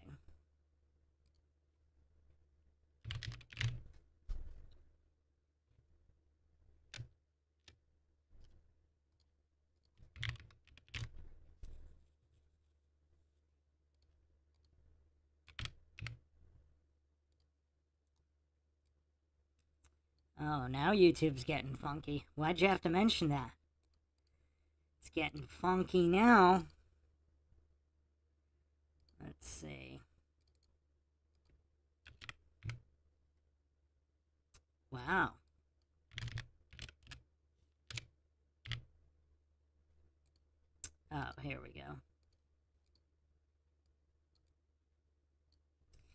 So I did an entire podcast on this. Like, this is who we have now. Now, no disrespect to Keanu Reeves. I mean, he's kinda charismatic and masculine, but he's not jacked. He's not on the level of the 80s and 90s guys. He's no Chuck Norris. He's no Arnold. He's no Seagal. And he's certainly no Jean-Claude Van Damme. I mean, we went from this to this. I mean, even Statham. Statham's alright. I mean, he has his moments. But, again, not on the level. Look at Captain America here. I mean, look at this metrosexual here. Look at John Cena. I mean, this jacked wigger. I mean, he's not on the level of the 80s and 90s guys with his pigtails and his girly clothes. I mean, even the Hemsworths are still kind of more metrosexual than testosterone ridden. I mean, and The Rock, the less said about The Rock, the better. So that's who we have here. I mean, these are the protagonists of Hollywood. Now, I'm going to unleash another conspiracy here. What does everybody think about the 80s and 90s superstar action heroes being set up to become feminized like Arnold? Because Arnold went full woke commie, which is weird.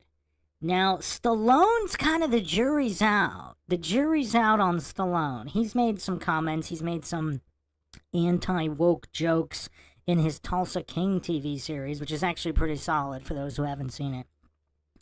It's not like the usual woke nonsense. There's actually some masculinity in it. And then, so Arnold's basically gone off the deep end. Chuck Norris, I guess, is still based. I don't know. He's so old, though. And obviously Steven Seagal, still the man, and blew the whistle. Are you guys familiar with Jean-Claude Van Damme blowing the Illuminati whistle? I have no idea how we're not shut down yet, but we probably will be in a second, because I'm going to put up Jean-Claude Van Damme. Now, there was an interview where he said he doesn't wear masks or do any of that nonsense. So, but that's been scrubbed from the internet. Like, I can't find it anywhere, not even on Rumble. But Jean-Claude Van Damme actually blew the whistle on the Illuminati. I think this was around 2016. So Van Damme, not a guy they could control.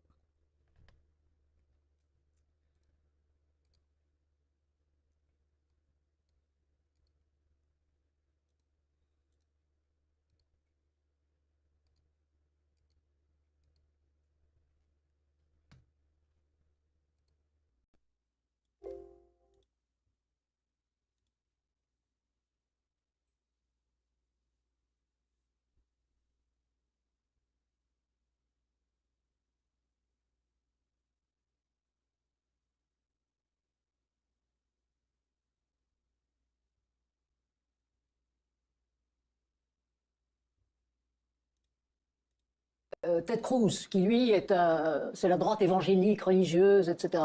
Et l'autre, Marco Rubio. C'est la personne qui a dit que M. Poutine est un gangster. Cruz. Oui. Oui. Alors Okay. que Trump a dit Continuez. que Poutine est un type Non, mais épatant. enfin, les débats restons politiques et restons droits. Parce que Oui, si mais jamais, l'un et l'autre. si jamais un monsieur, il ne va pas gagner, il y a quand même les Rockefeller, les gens comme les Rothschild, les grosses familles qui dominent quand même les continents. Donc c'est même pas la France, on parle des continents. C'est des familles qui ont grandi en 1827 avec des familles à 5 garçons où ils s'expandent. Vous parlez J'ai des dit c'est Trump. au sud de tout ce qu'on parle. Oui. Ok. Donc comme il dit, il y a les lobbyistes, il y a les gens qui se présentent aux élections. Oui. Et il y a des gars comme Donald Trump qui ont quoi, 10 millions d'euros. C'est pas lui qui dépense le plus. Enfin, il doit déclarer en Amérique, il faut qu'il En montre tout les cas- papiers. en tout cas, il a dépense son peut-être, propre argent. il a peut-être un peu plus. Mais enfin, un garçon comme ça, si moi j'ai des biens et j'ai travaillé toute ma vie pour ma famille, pour mes amis, pour un pays où je paie mes taxes, tout ce qu'il veut, je crois d'abord, c'est protéger ses intérêts. Donc, quelqu'un qui travaille gratuit, c'est quelqu'un de dangereux. Ça veut dire qu'il protège les intérêts de son pays. Bon, c'est vrai qu'on a des problèmes avec le Middle East, mais ce qui dit dans un sens, se retirer du Middle East, c'est... Attendez, c'est leur foutre la paix. Chacun a une philosophie. Attendez, parce qu'on m'a demandé, Non, bien sûr, Monsieur bien sûr. Vandam, vous connaissez la politique? Mais bien sûr, bien sûr. So I'm aware about that. Merci, Jean-Claude. L'autre. Si jamais un monsieur, voilà, il ne va pas gagner, il y a quand même les Rockefeller, les gens comme les Rothschild.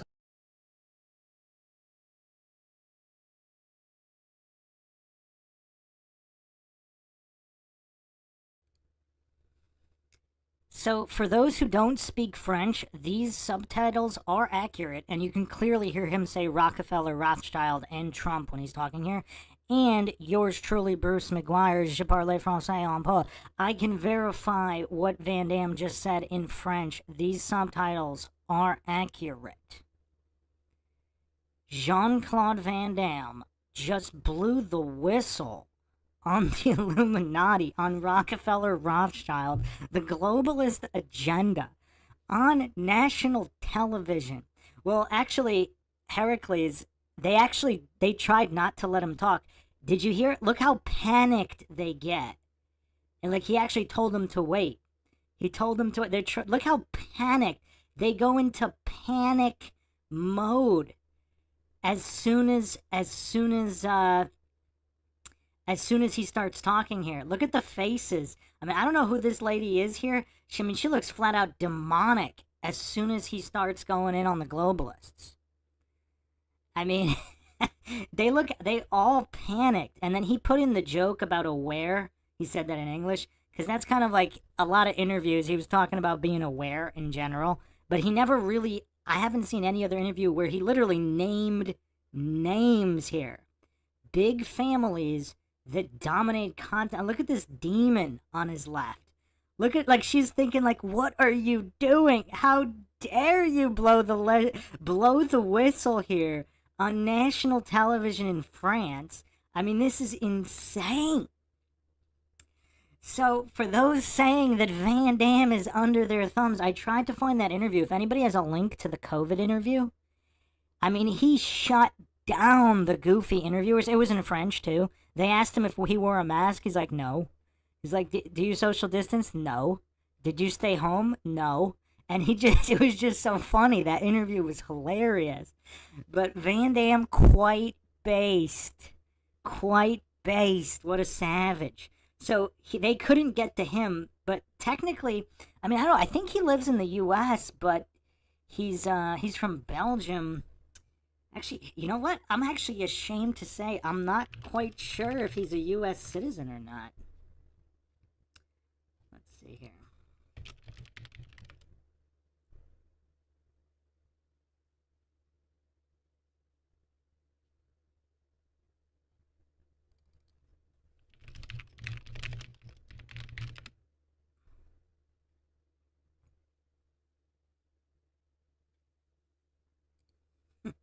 I actually can't find it. That's interesting. I wonder.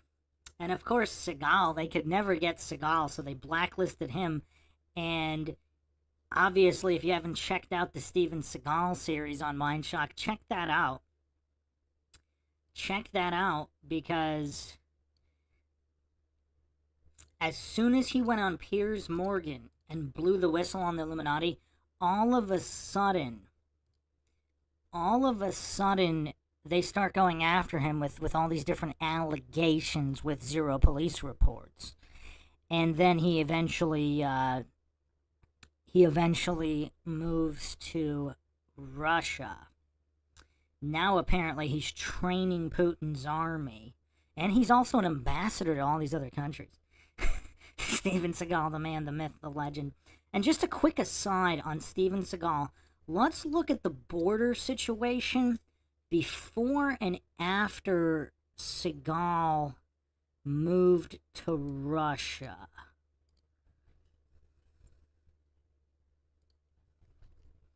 So let's see here.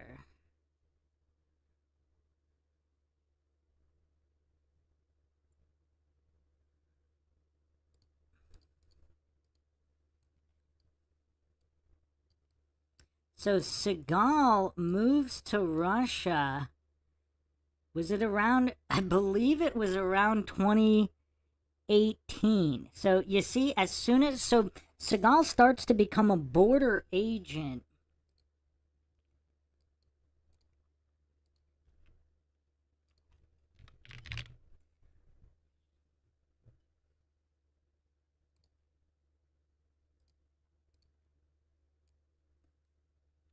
Right around here, you see this precipitous drop?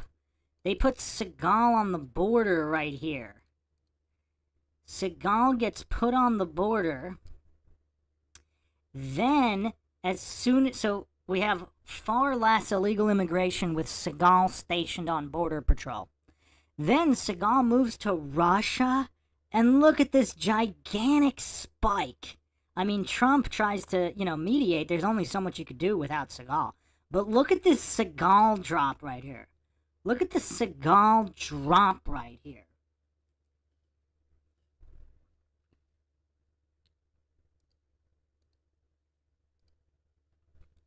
Zetetic in the chat knows exactly what I'm talking about.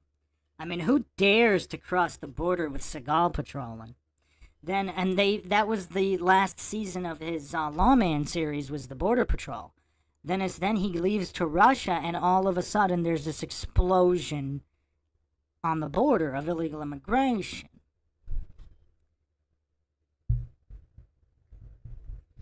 Lord Zed in the chat says, Bruce, they let real heroic guys be action stars, and then the exposing happens later. That's why they don't let real tough guys be action stars anymore. It's kind of crazy, too. It seems like they don't really have anything on Van Damme. I mean, look at The Rock. The Rock rose to stardom. The Rock, John Cena, and then all of a sudden, now they're just woke goofs under the thumb of the powers that be. Whereas, you got Van Damme blowing the whistle on the Rockefellers and the Rothschilds on national television in France. You got Steven Seagal blowing the whistle on Piers Morgan. Like, some of these guys you cannot control.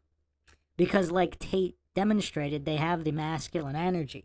They're not soy infused.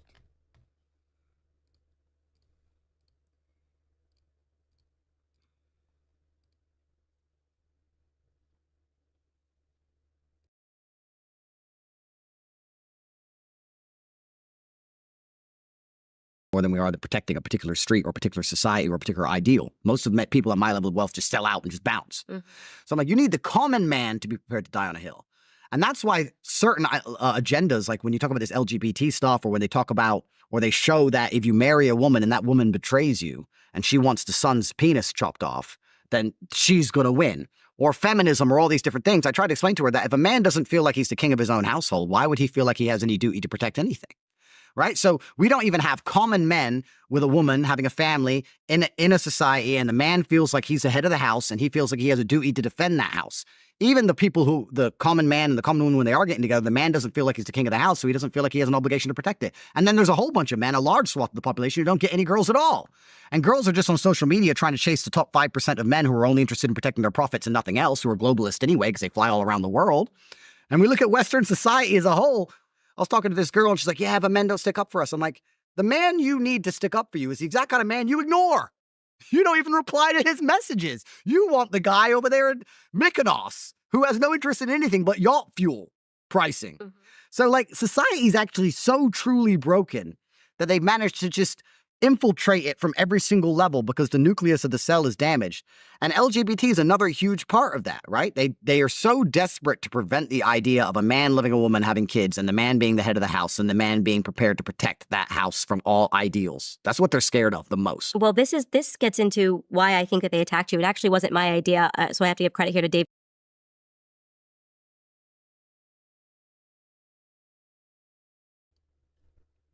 Again, just profound reflections of society from Andrew Tate. I mean, just the multiple levels of societal attack. Andrew Tate just broke down the way the Matrix is attacking from all angles now. And the guy in Mykonos who only cares about yacht fuel pricing. I mean, it sounds like he knows a thing or two about that. That was kind of specific. That was kind of specific. Joyce B in the chat says infiltration is the key word here. The social societal breakdown was deliberate and intentional. Yeah, I mean, you have to be quite the coincidence theorist to think it's all accidental. I mean, you have to be quite the coincidence theorist.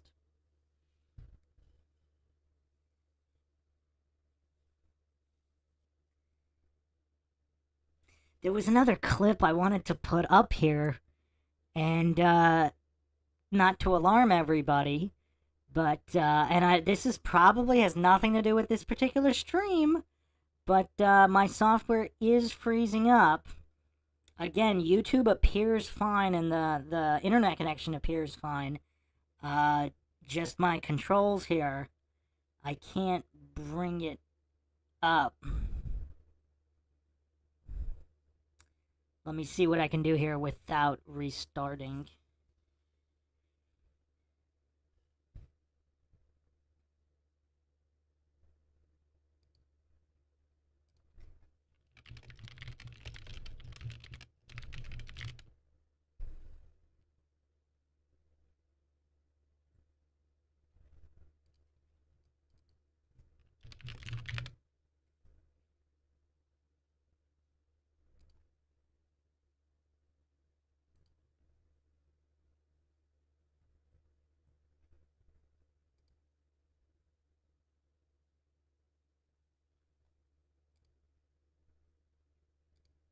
Just give me a second.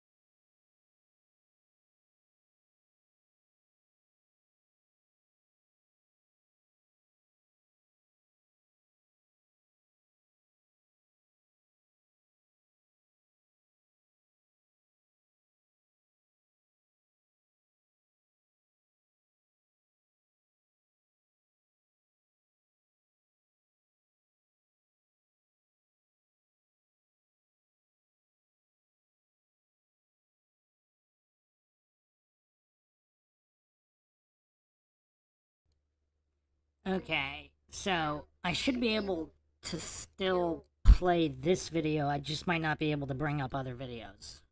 So we are still going, but yeah, let's continue the best we can.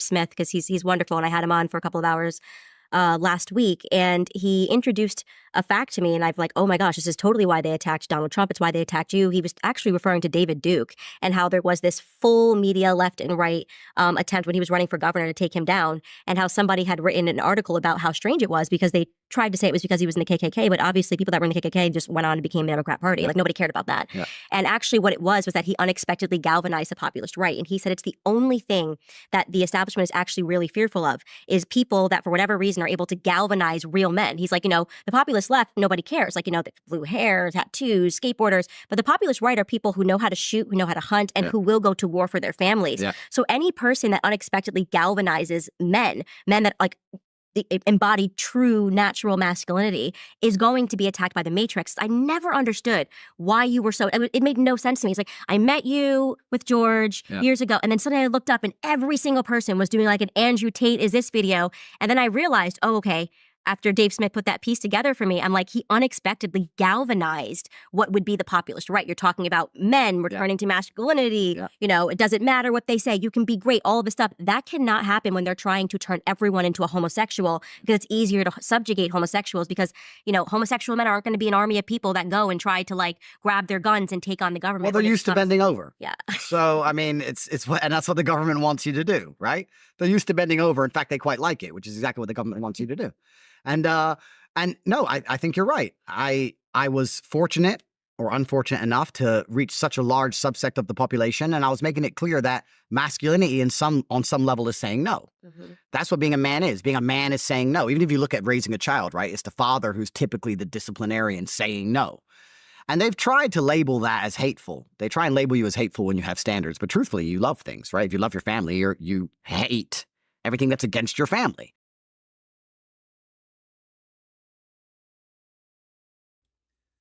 I mean, what he's saying is so simple but profound.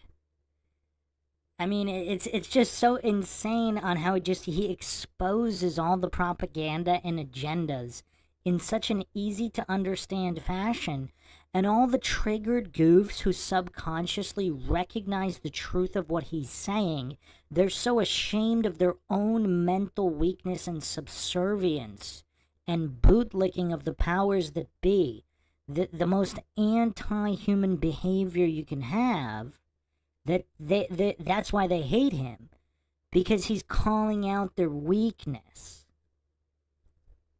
It's kind of like the same thing of the goofs who doubled down on certain medical treatments somehow magically working, even when they're clearly not working. Obviously, I'm not saying which medical treatments we're talking about here, but they keep coming down with a particular alleged illness, despite a certain medical treatment that was claimed to prevent the illness. And no matter how many times it happens, these goofs continue to bootleg. Similar to what Tate is pointing out here, the goofs that bootleg, he's calling them out on their bootlegging, and that's why they hate him.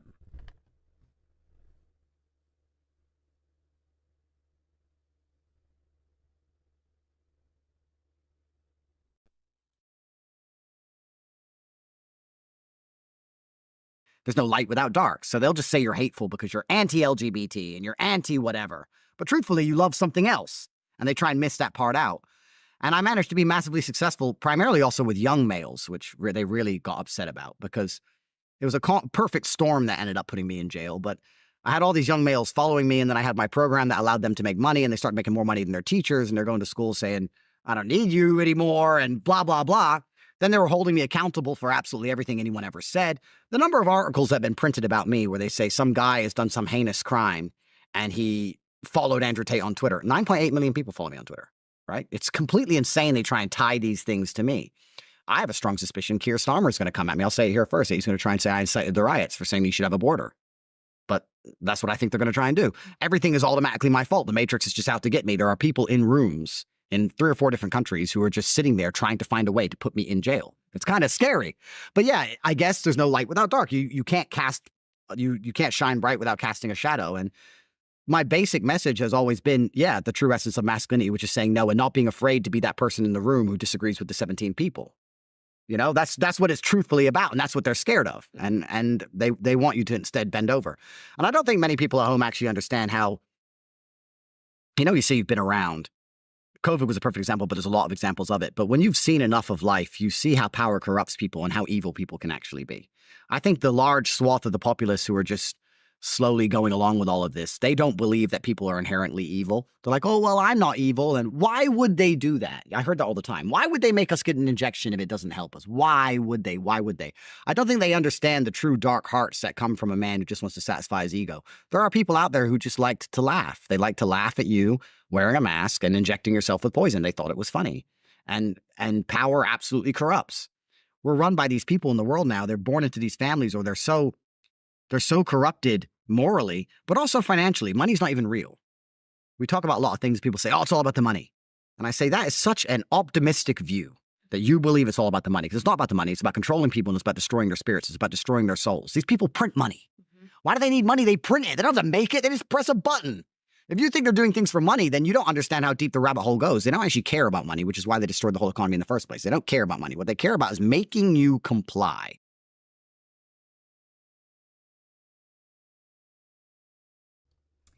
Again, just the level of wisdom Tate has ascended to here in his extremely eloquent explanation of the Matrix. Because that's a good point. If they're just printing money, ever since removing the dollar from the gold standard, they're literally they're not even printing it. It's digits on a screen. They just click now. The physical currency doesn't even have to be printed. That's how simple this is now. And a lot of people will say, oh yeah, I mean, Tate's kind of based, he's on point. But dissecting his actual words, I mean, does this not sound like a modern day Socrates?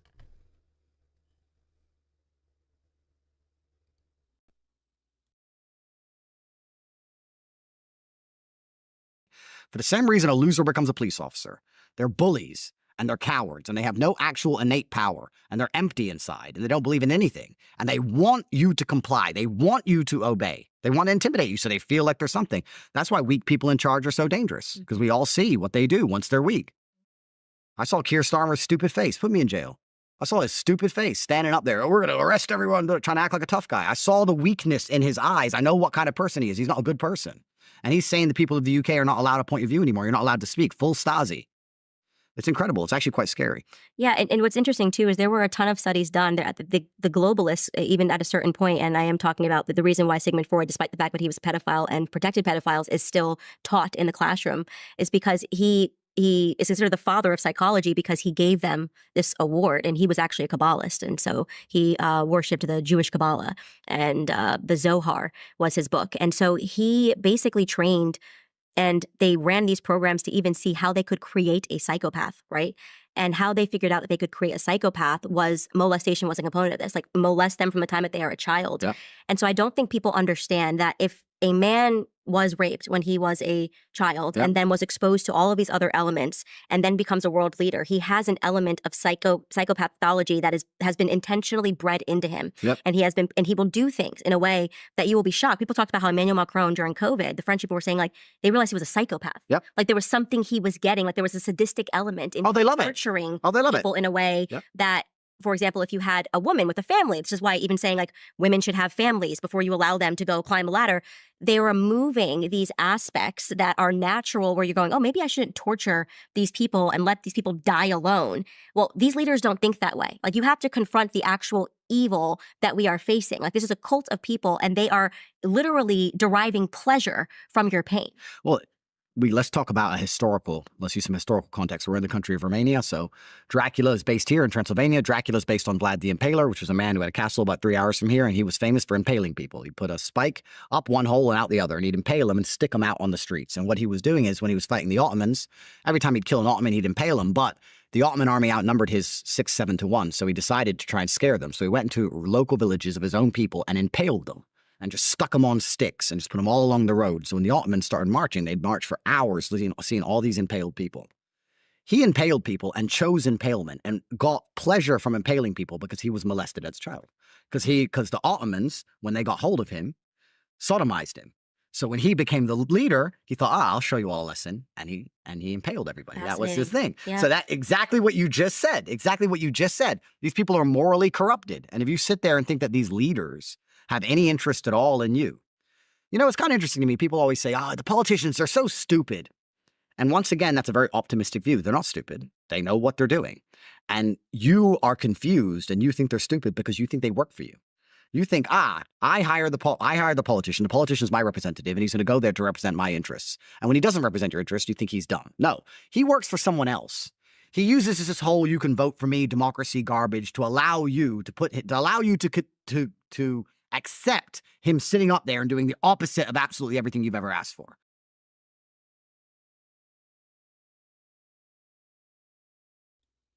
Again, the way Tate is absolutely exposing statism in the Matrix here is just astounding. He's breaking it all down without even using the word statism, but everything he's saying is exposing the cult of statism.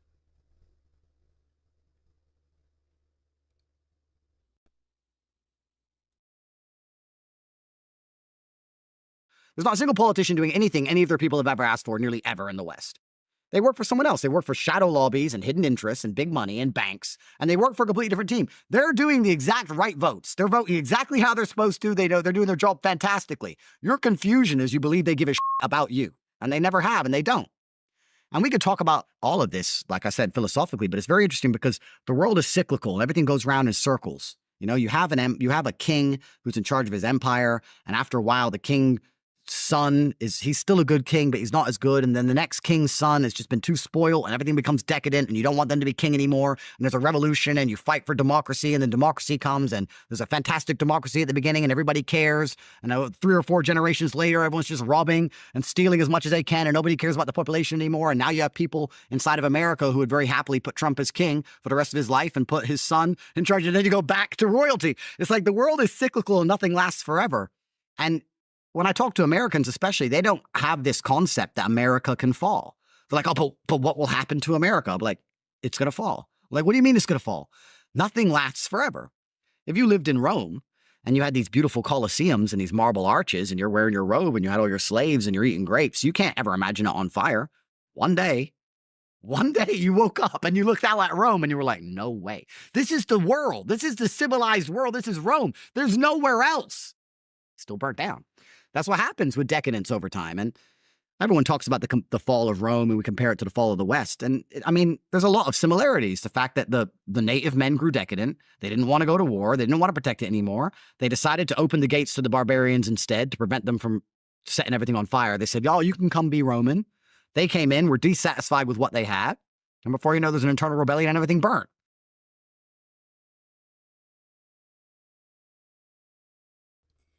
When was the last time anybody heard an interview where a guy spit this much truth in this little a time frame?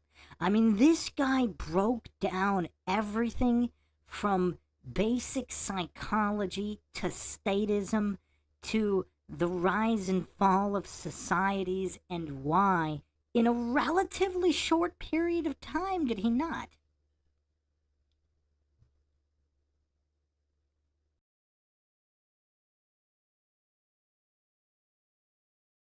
And it's really interesting to watch America as it is now. And the answer to all of these things, it starts with masculinity at home, but I think the reason they actually fear Trump so heavily is not because he's going to make any large policy changes, because they still have their fingers on all of the strings. And even if he makes a change, they can change it right back. They're scared of the culture shift. They're scared of Trump winning because it's going to inspire men to be more masculine. And that's what they're actually afraid of. Right. They're afraid of a big man being a big man. They're afraid of him standing up and saying things. You know, they are furious. This reporter you named, who I don't even know who she is. That's how insignificant she is. Mm-hmm. People like them can't stand the fact that when he says, grab her by the we're like, so? I literally So? couldn't have cared less Yeah, about that. so? Like, this is like locker room talk. Who Yeah, cares? who cares? Who cares? And they're like, what do you mean you don't care? It's like, I don't care. Okay, I hate to interrupt again.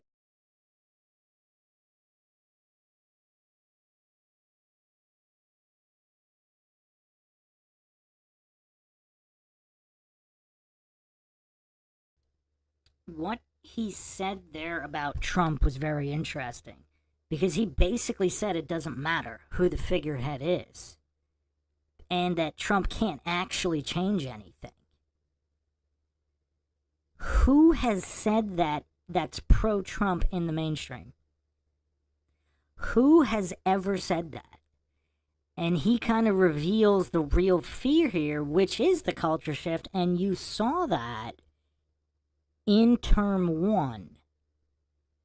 Because that was probably the first guy who on national television, as the alleged leader of the free world, was calling out the entire media structure. He was calling out everybody. I mean, he made fake news popular. I mean, that's going to unravel the entire cabal. Once you realize everything on the idiot box is fake news theater, what's next? I mean, look at the impact from term 1. Like, even if, let's say he changed nothing in terms of actual policy, look at the minds that were changed. He basically ripped the mask off all politicians, Democrat and Republican alike. I mean, a lot of MAGA doesn't even like to be associated with Republicans. They're basically anti-politicians, anti-state.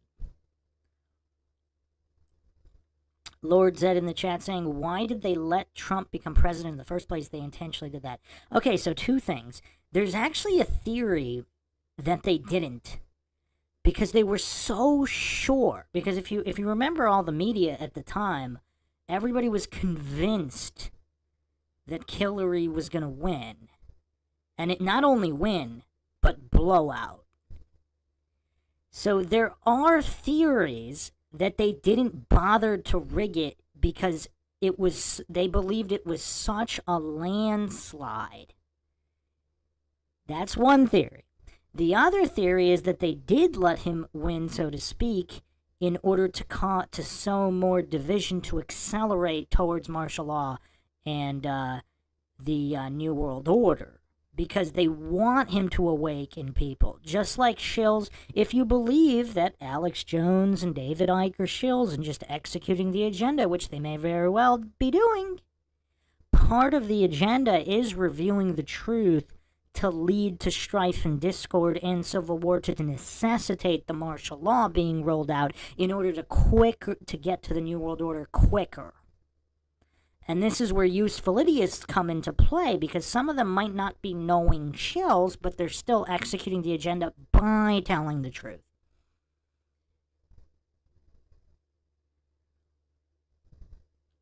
So does that answer your question, Lord Zen? One of 2 possibilities.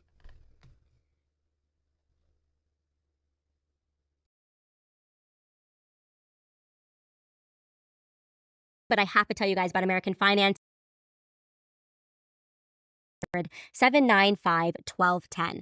That's 800-795-1210. Or you can visit americanfinancing.net/Owens. Again, that's americanfinancing.net/Owens.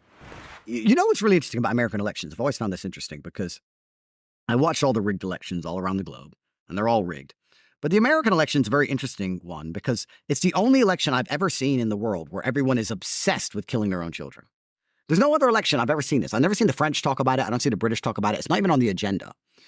And I was talking to somebody who I'm actually quite personally close with, and they were a Joe Biden supporter, and they now admit that Joe Biden was corrupt, and they admit that COVID was wrong, and they admit the vaccine's poison. They admit all of these things. I'm like, so you're voting Trump? It's just like, but I can't vote Trump because of Roe versus Wade. I was like, listen, we're talking about World War III, Israel, Lebanon, Gaza, Iran. World War III, Russia, Ukraine. We're talking about inflation. Nobody can even pay their bills. Talk about an open border where thousands of people without passports are parading across the border, blood on the streets, drugs on the street.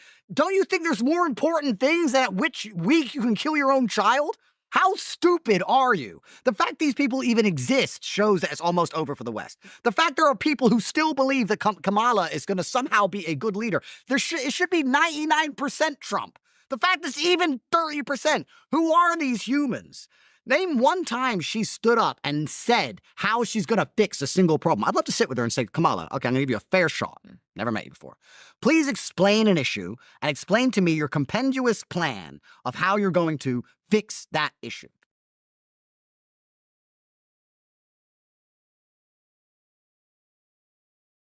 I mean, it's almost kind of hard. It's hard to even keep up with this amount of truth bombs coming this fast. If you haven't checked out the abortion episode on Mindshock, I lay out all the logical arguments, and nobody has been able to rebut a single one. Now, what you usually hear is, right, my body, my choice, but, I mean, is it really that difficult to understand that a fetus, aka offspring, aka small child, whatever definition you're using, unborn human, it has its own body. So how does that argument work?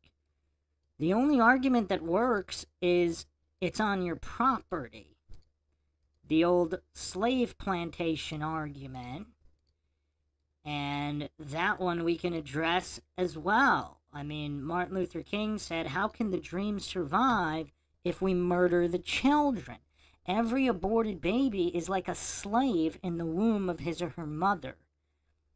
The mother decides his or her fate. And you know what's really, really insane? This is the most insane gaslighting of all. The absolute most insane gaslighting. Because the woke mob is obsessed about standing up for the oppressed. Standing up for the voiceless who get their rights violated. The innocent voiceless. Who is more innocent, voiceless, and deemed not a person, not worthy of life, personhood, or any kind of status that can be genocided at will without a second thought?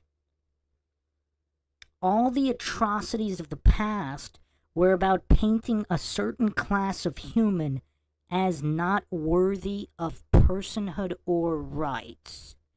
And is that not what the woke mob is literally doing to unborn humans? They're saying unborn humans don't deserve rights. This particular class of human. I mean, it's really tough to rectify just the sheer hypocrisy.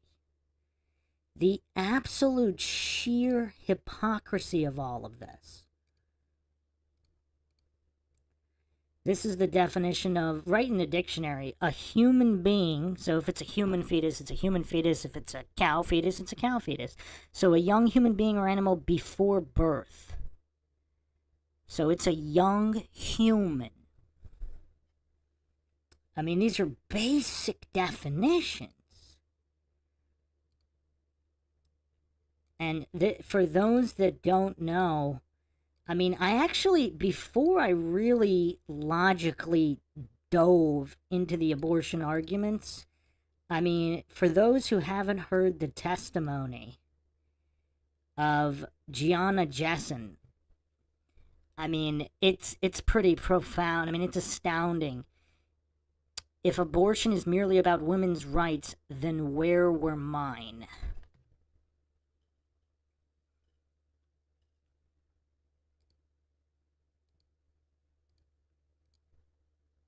All life tries to survive. I mean, that's the imperative. That's just the imperative of nature. It might not be a cognitive choice. And actually, humans actually don't develop concept of self until the earliest development is, from all studies that I found, were 5 to 6 months. So a 1, 2, 3, 4-month-old baby does not have a concept of self or will. So if that's the argument, then that means these genocidal maniacs can do that to a 5-month-old. So then it's not really about born or unborn if concept of self is the requirement.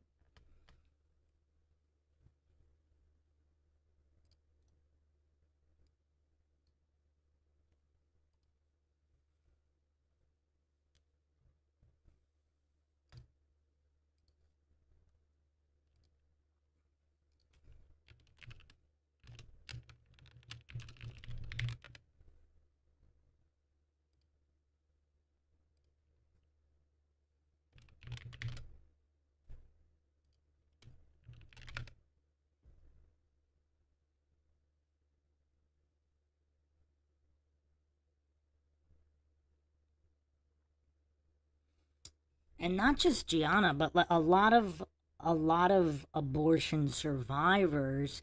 I mean, that's the other thing too, like the no uterus, no opinion. Well, if you're not the one being aborted, should you not have an opinion? So should only abortion survivors have opinions on this matter? Should those be the only people we allow to have an opinion on this?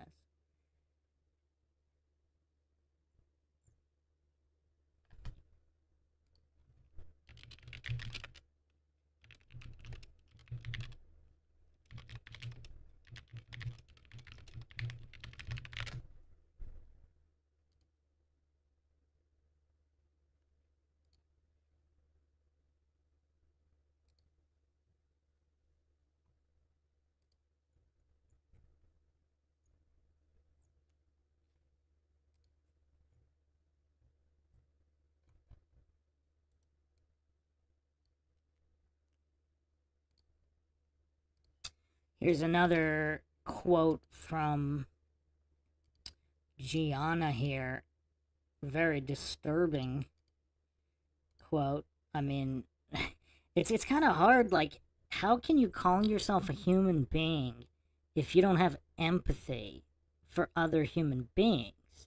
Are you really no different than a slave plantation owner or anybody who's genocided any group of people? By hallucinating, you have the right to play God. You have the right to decide which lives matter and which don't. This is another quote that's it's really disturbing. The abortionist who minutes earlier tried to kill me had to sign my birth certificate.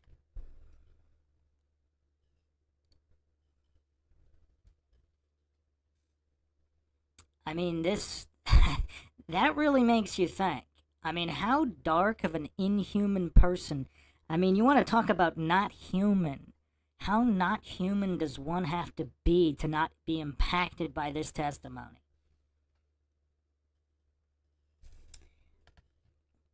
So once again, Andrew Tate on point, calling out this obsession over genociding the unborn.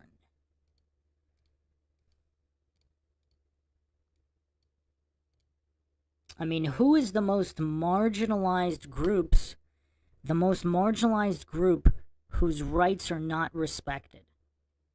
Is it really all these other groups, or is it the unborn?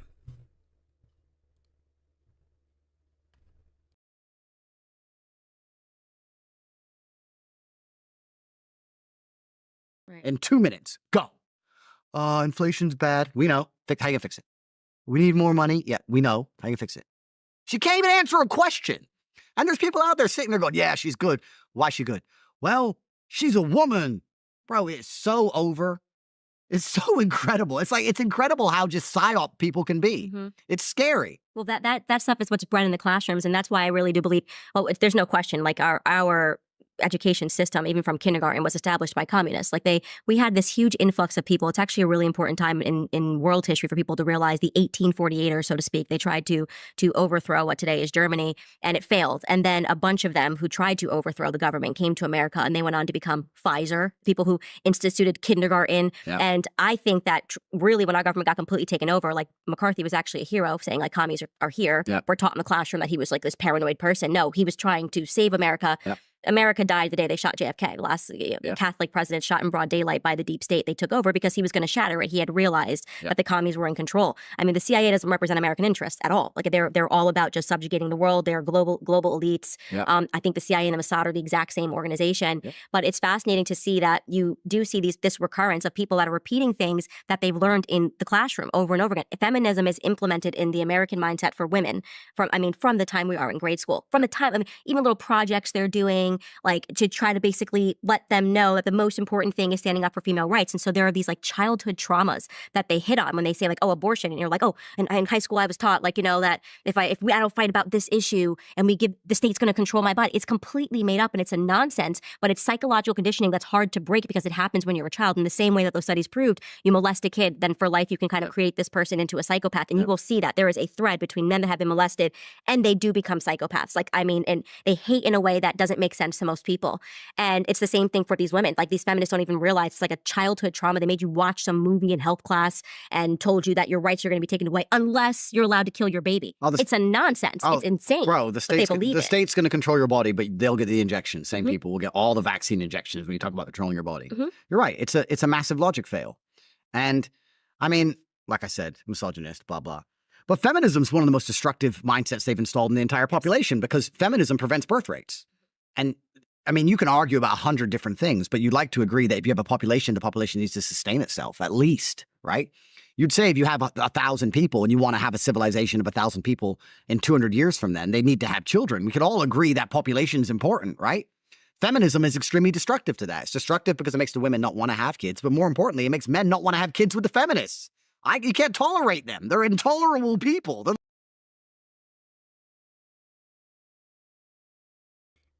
Wow. I mean, all I can say is wow. I mean, it's just truth bomb after truth bomb. I mean, a lot of people don't touch upon that either. It is kind of, it's a compounded gaslighting. It's compounded gaslighting because just what you can achieve through this gaslighting. If your goal is population reduction, what you can achieve with this level of gaslighting, it's crazy.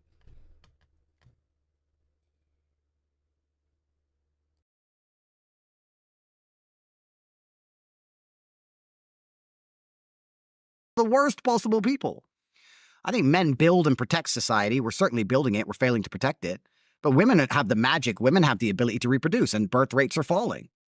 It's kind of interesting. You look at why the borders are open or why all these people are flooding into the nation, which is thinning the culture. We'll talk about that in a second. But I guess from a macro and a micro, you look at things differently. Like if you look at these two cups close up, you can see they're very different things. But if you look at them from space, they're just two cups. And I think the people who are in charge of the world are saying, okay, well, birth rates have been decimated. That's being done. You could argue purposefully because they want to get rid of, we talk about the white replacement. I don't think it's so much about white people. I think it's about entitled people. I think they don't like that the average Westerner now wants medical care and sick pay and holidays, and they don't want any of this. They want to get rid of all the people who have standards for themselves and their quality of life, and they want to replace them with second world and third world slaves who will just work endlessly. That's what the globalists want. So they're trying to remove, by destroying the birth rates of the native populations because they have standards for themselves, and they're trying to replace them with people who they believe will just do endless work forever. Turns out that's not the case. A lot of them don't even work at all. But from the macro, it's just person.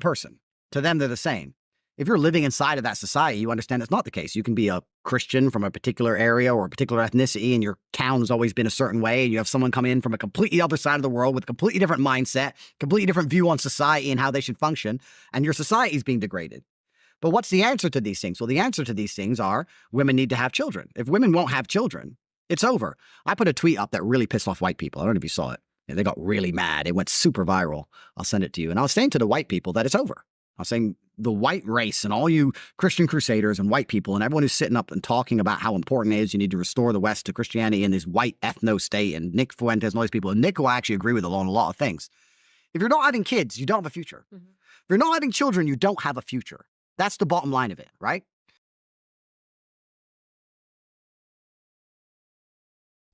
It's almost easy to get lost in this. He's like the opposite of Sartain. So Michael Sartain, the current reigning, defending Dunning-Kruger champ, verbal diarrhea master, Michael Sartain, he just spews nothing but faith and fallacy and nonsense. Tate is almost like the opposite.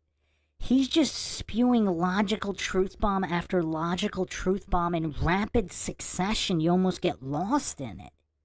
I mean, this kind of basic truth of not sustaining a population and what's associated with it, which I'll get to in a moment with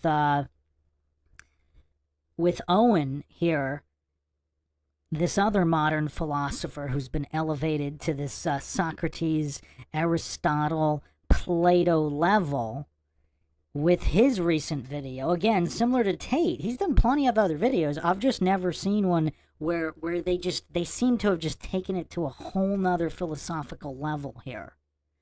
Because Tate is going so fast with these bombs, a lot of people aren't even going to let them land. You have to really think about what he's saying. I mean, the associations with it. When everybody's playing video games and is sedated and is indoctrinated into being a narcissist goof, all they care about is being Instagram famous and making a ton of money, both men and women. They're not going to be reproducing. I mean, look at the age. Not only have the birth rates plummeted, but look at the age at which people are having children. It's getting pushed, even before the plummet, it was getting pushed back more and more and more. So that's very interesting.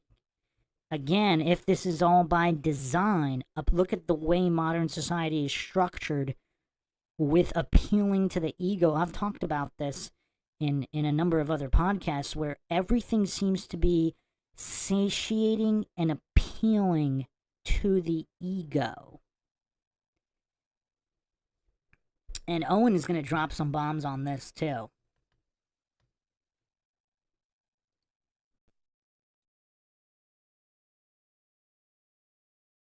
So they talk and they insult these immigrants, which I completely understand why they do it. They're like, we're going to have mass deportations, which is a fantasy. And they're saying, we're going to keep our countries for us. No, you're not, because an immigrant turns up and has 7, 8 children. You're paying for it with your taxes. And you can't convince your wife to have more than one because she wants Chanel bags. Well, then how are you going to have a future, right?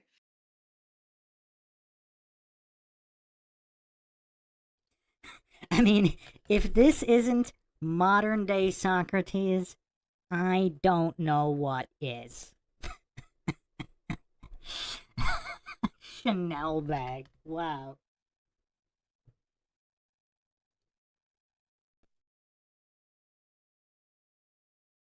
You can argue whether it's the weakness of the man. I don't know if it's the weakness of the man or if it's the feminism that's inside of the woman. I don't know what it is. But I even just started doing this experiment when I wrote that tweet out. I was like, how many white families, pure white families, do I know, outside of the Mormons, they do all right, that have more than 2 or 3 kids? There's hardly any. So you could talk about the replacement of white nations. Yeah, it's happening because there's no native birth rate. And that's down to feminism. And that's down to this whole gender dynamic being broken. Well, they're also trying to convince women to act like men and for men to act like women. I mean, even straight men are homosexual. That's how I feel. Even men that are straight, I'm like, but you act like a homosexual. And it was one of those things that people were asking me. You know, I didn't actually feel like, and this is kind of surprising because it was the UK, that I even met real men until I went to the UK. Like, it was very hard for me in America. I will say, like, I was in New York City, so there's obviously homosexual straight men. You know what I'm saying here.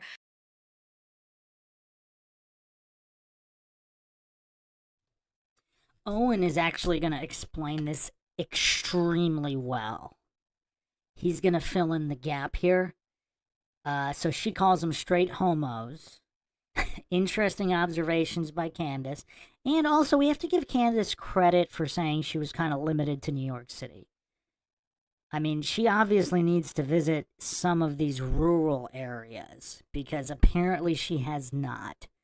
Plenty of masculine men outside of the cities, and even in the cities, it's just there's a ratio issue, obviously. So if 90% are soy goofs and there's millions of them, you're really not going to run into the other 10% that often. So there is a ratio issue that she's totally on point about. But if she had spent some time traveling through some rural areas throughout I mean, pretty much as soon as you get, I would say at least 1 to 300 miles away from a city.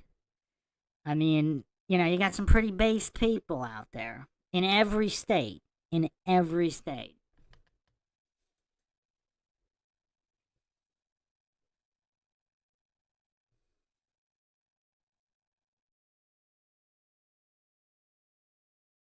And then I get to the UK and I meet my husband and like he hunts, he shoots, he knows how to skin an animal. And I'm like, okay, that's what I want. Like I want a masculine man.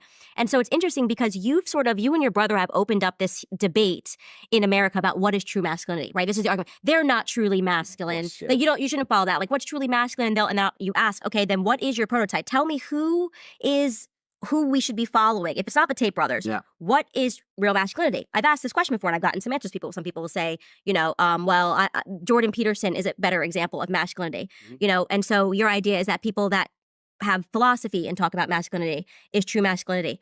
If a war came tomorrow, just asking this question, by the way, maybe the answer is yes, I don't know. Do you think that like Jordan Peterson has the skills? If everything's taken away and you're in the wilderness, this is how I think my husband and me are surviving. We are surviving in the wilderness and you're not.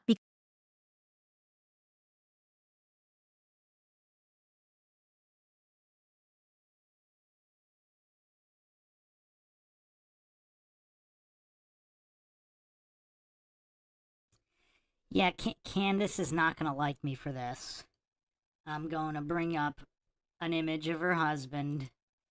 I am not 100% sold on his masculinity. Also, where did she meet him in the UK? Is he rural or is he like London, a Londoner or city boy? Is this guy a city boy? Does this look like a masculine individual?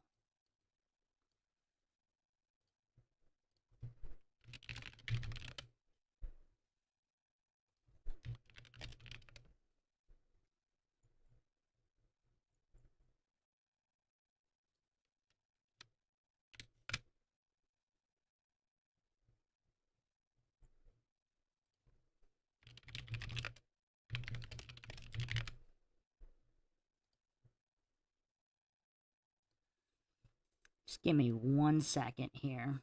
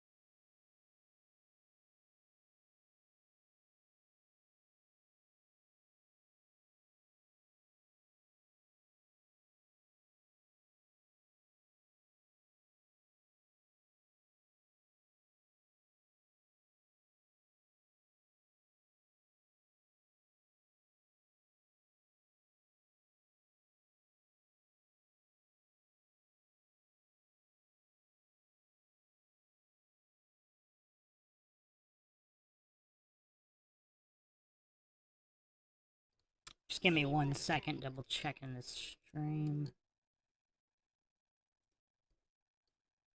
Kind of surprised we're still up and running.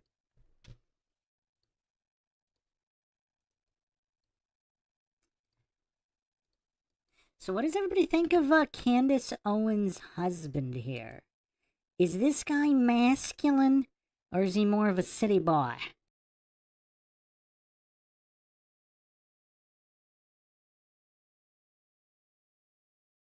Ooh, look at what we got here. City boy thinks he's gonna solve a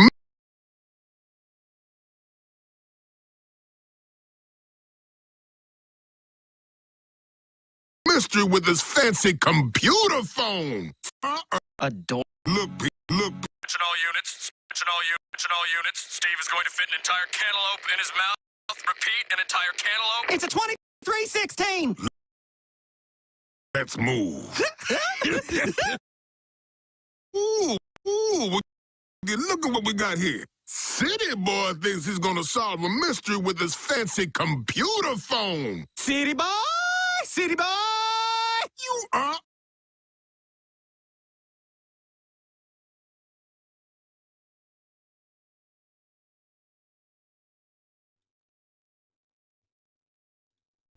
Is Candace Owens' husband a city boy?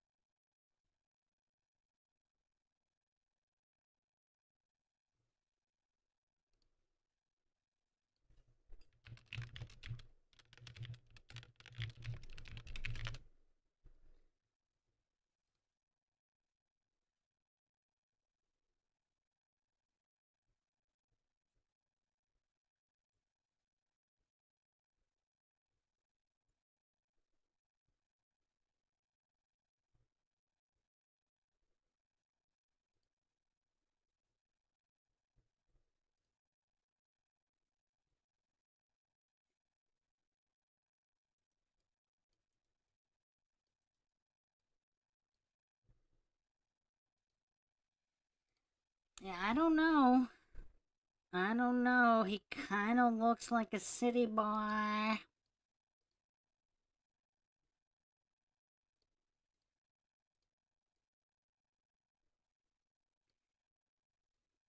He kind of looks like a city boy. Let's do a poll.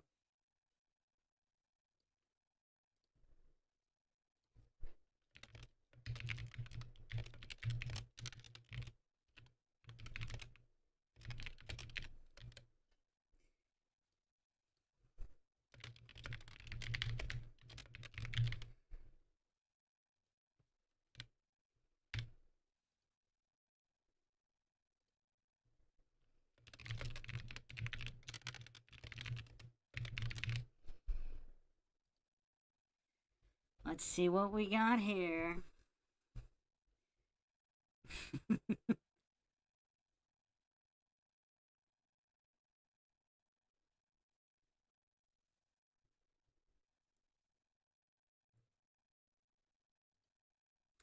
But I don't know, a lot of these, what do we call them? Aristocrats, like these rich aristocrats, they do hunt, but they do it in the aristocrat, like British type way. I wouldn't say that's quite as masculine as they throw down in the rural areas of the US of A.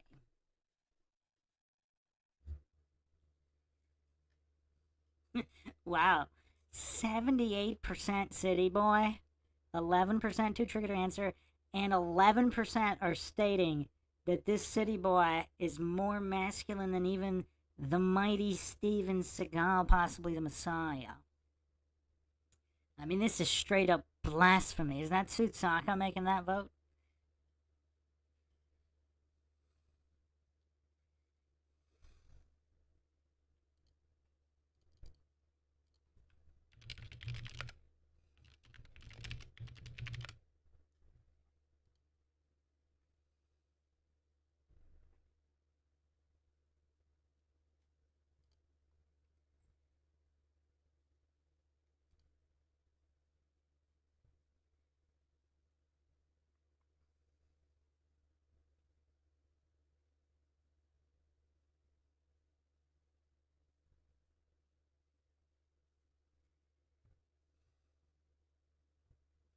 Let's get some images up here for comparison.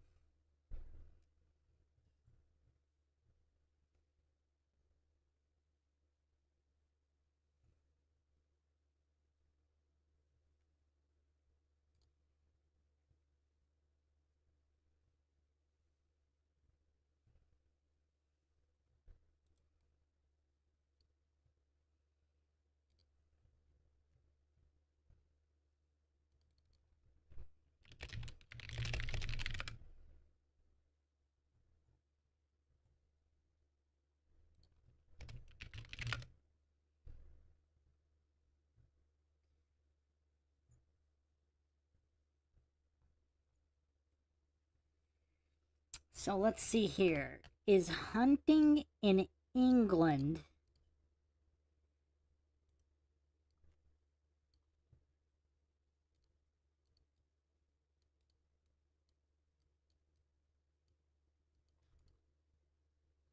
more masculine than hunting in the US?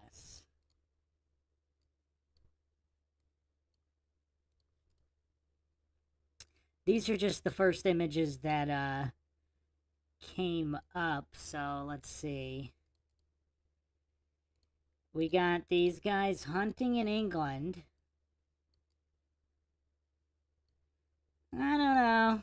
I don't know. Is that masculine? And then we got hunting in America. I mean, I don't know. What does everybody think? Are British hunters, no offense to British hunters, but are British hunters more masculine than American hunters? I mean, I don't know. Alright, so the final poll here with Candace O's husband being a city boy, 83% yes. Now, let's see. We gotta get a new poll on British. No offense to the Brits here. I'm sure there are masculine hunters out there. I'm just talking about on average. We're just doing, and I'm sure there are very feminine hunters in the US as well. But we're just talking about on average.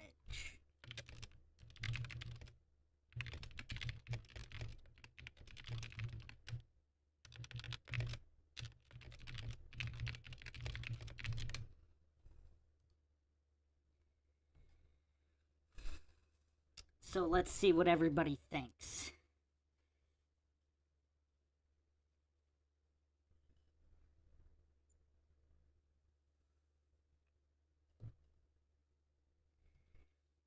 What does everybody think here?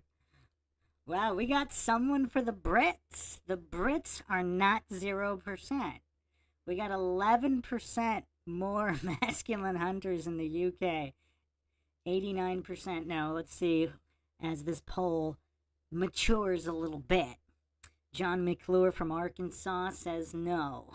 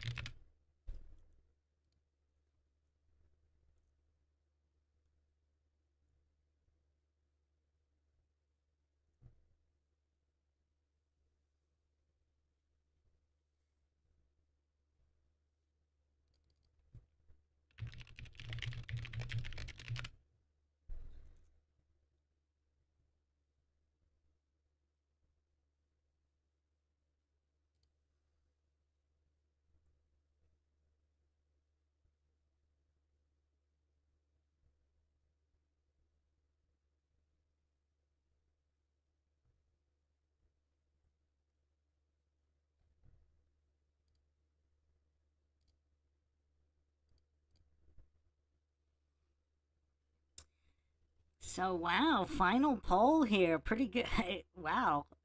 Crazier than I thought. 18% say hunters in the UK are more masculine than in the US. 82% say no. Very interesting. But anyway, yeah, Candace O seems to think her husband is masculine because he hunts in the UK. I don't know. Heracles says the things you can hunt in the US will hunt you back. That's a good point. That's a very good point. But I'm actually going to wrap this up here. We're going to have to do a part 2 on this one. I'm actually quite amazed we made it through without getting shut down. I mean, that's pretty impressive. Pretty impressive stuff. No offense to Candace O, but I am not sure that her husband is the poster boy for masculinity. I'm just not sure about that. And she is speaking to a kickboxing world champion, so that's interesting as well. But anyway, I hope everybody enjoyed another edition of the Mindshock podcast. Found it interesting and informative. Plenty more to come. I will be doing part 2 tomorrow. So we will get to finish breaking down the Matrix with these modern day philosophers. Very, very eloquent and powerful truth bombs here. If you want to help support the podcast, you can donate to our PayPal. Just check the link in the description. You can also become a YouTube member right here on YouTube. Help support the channel. That way, make sure to subscribe, like, and share Twitter, Facebook, Reddit, Patreon. This is Bruce McGuire signing off. Catch you guys next time.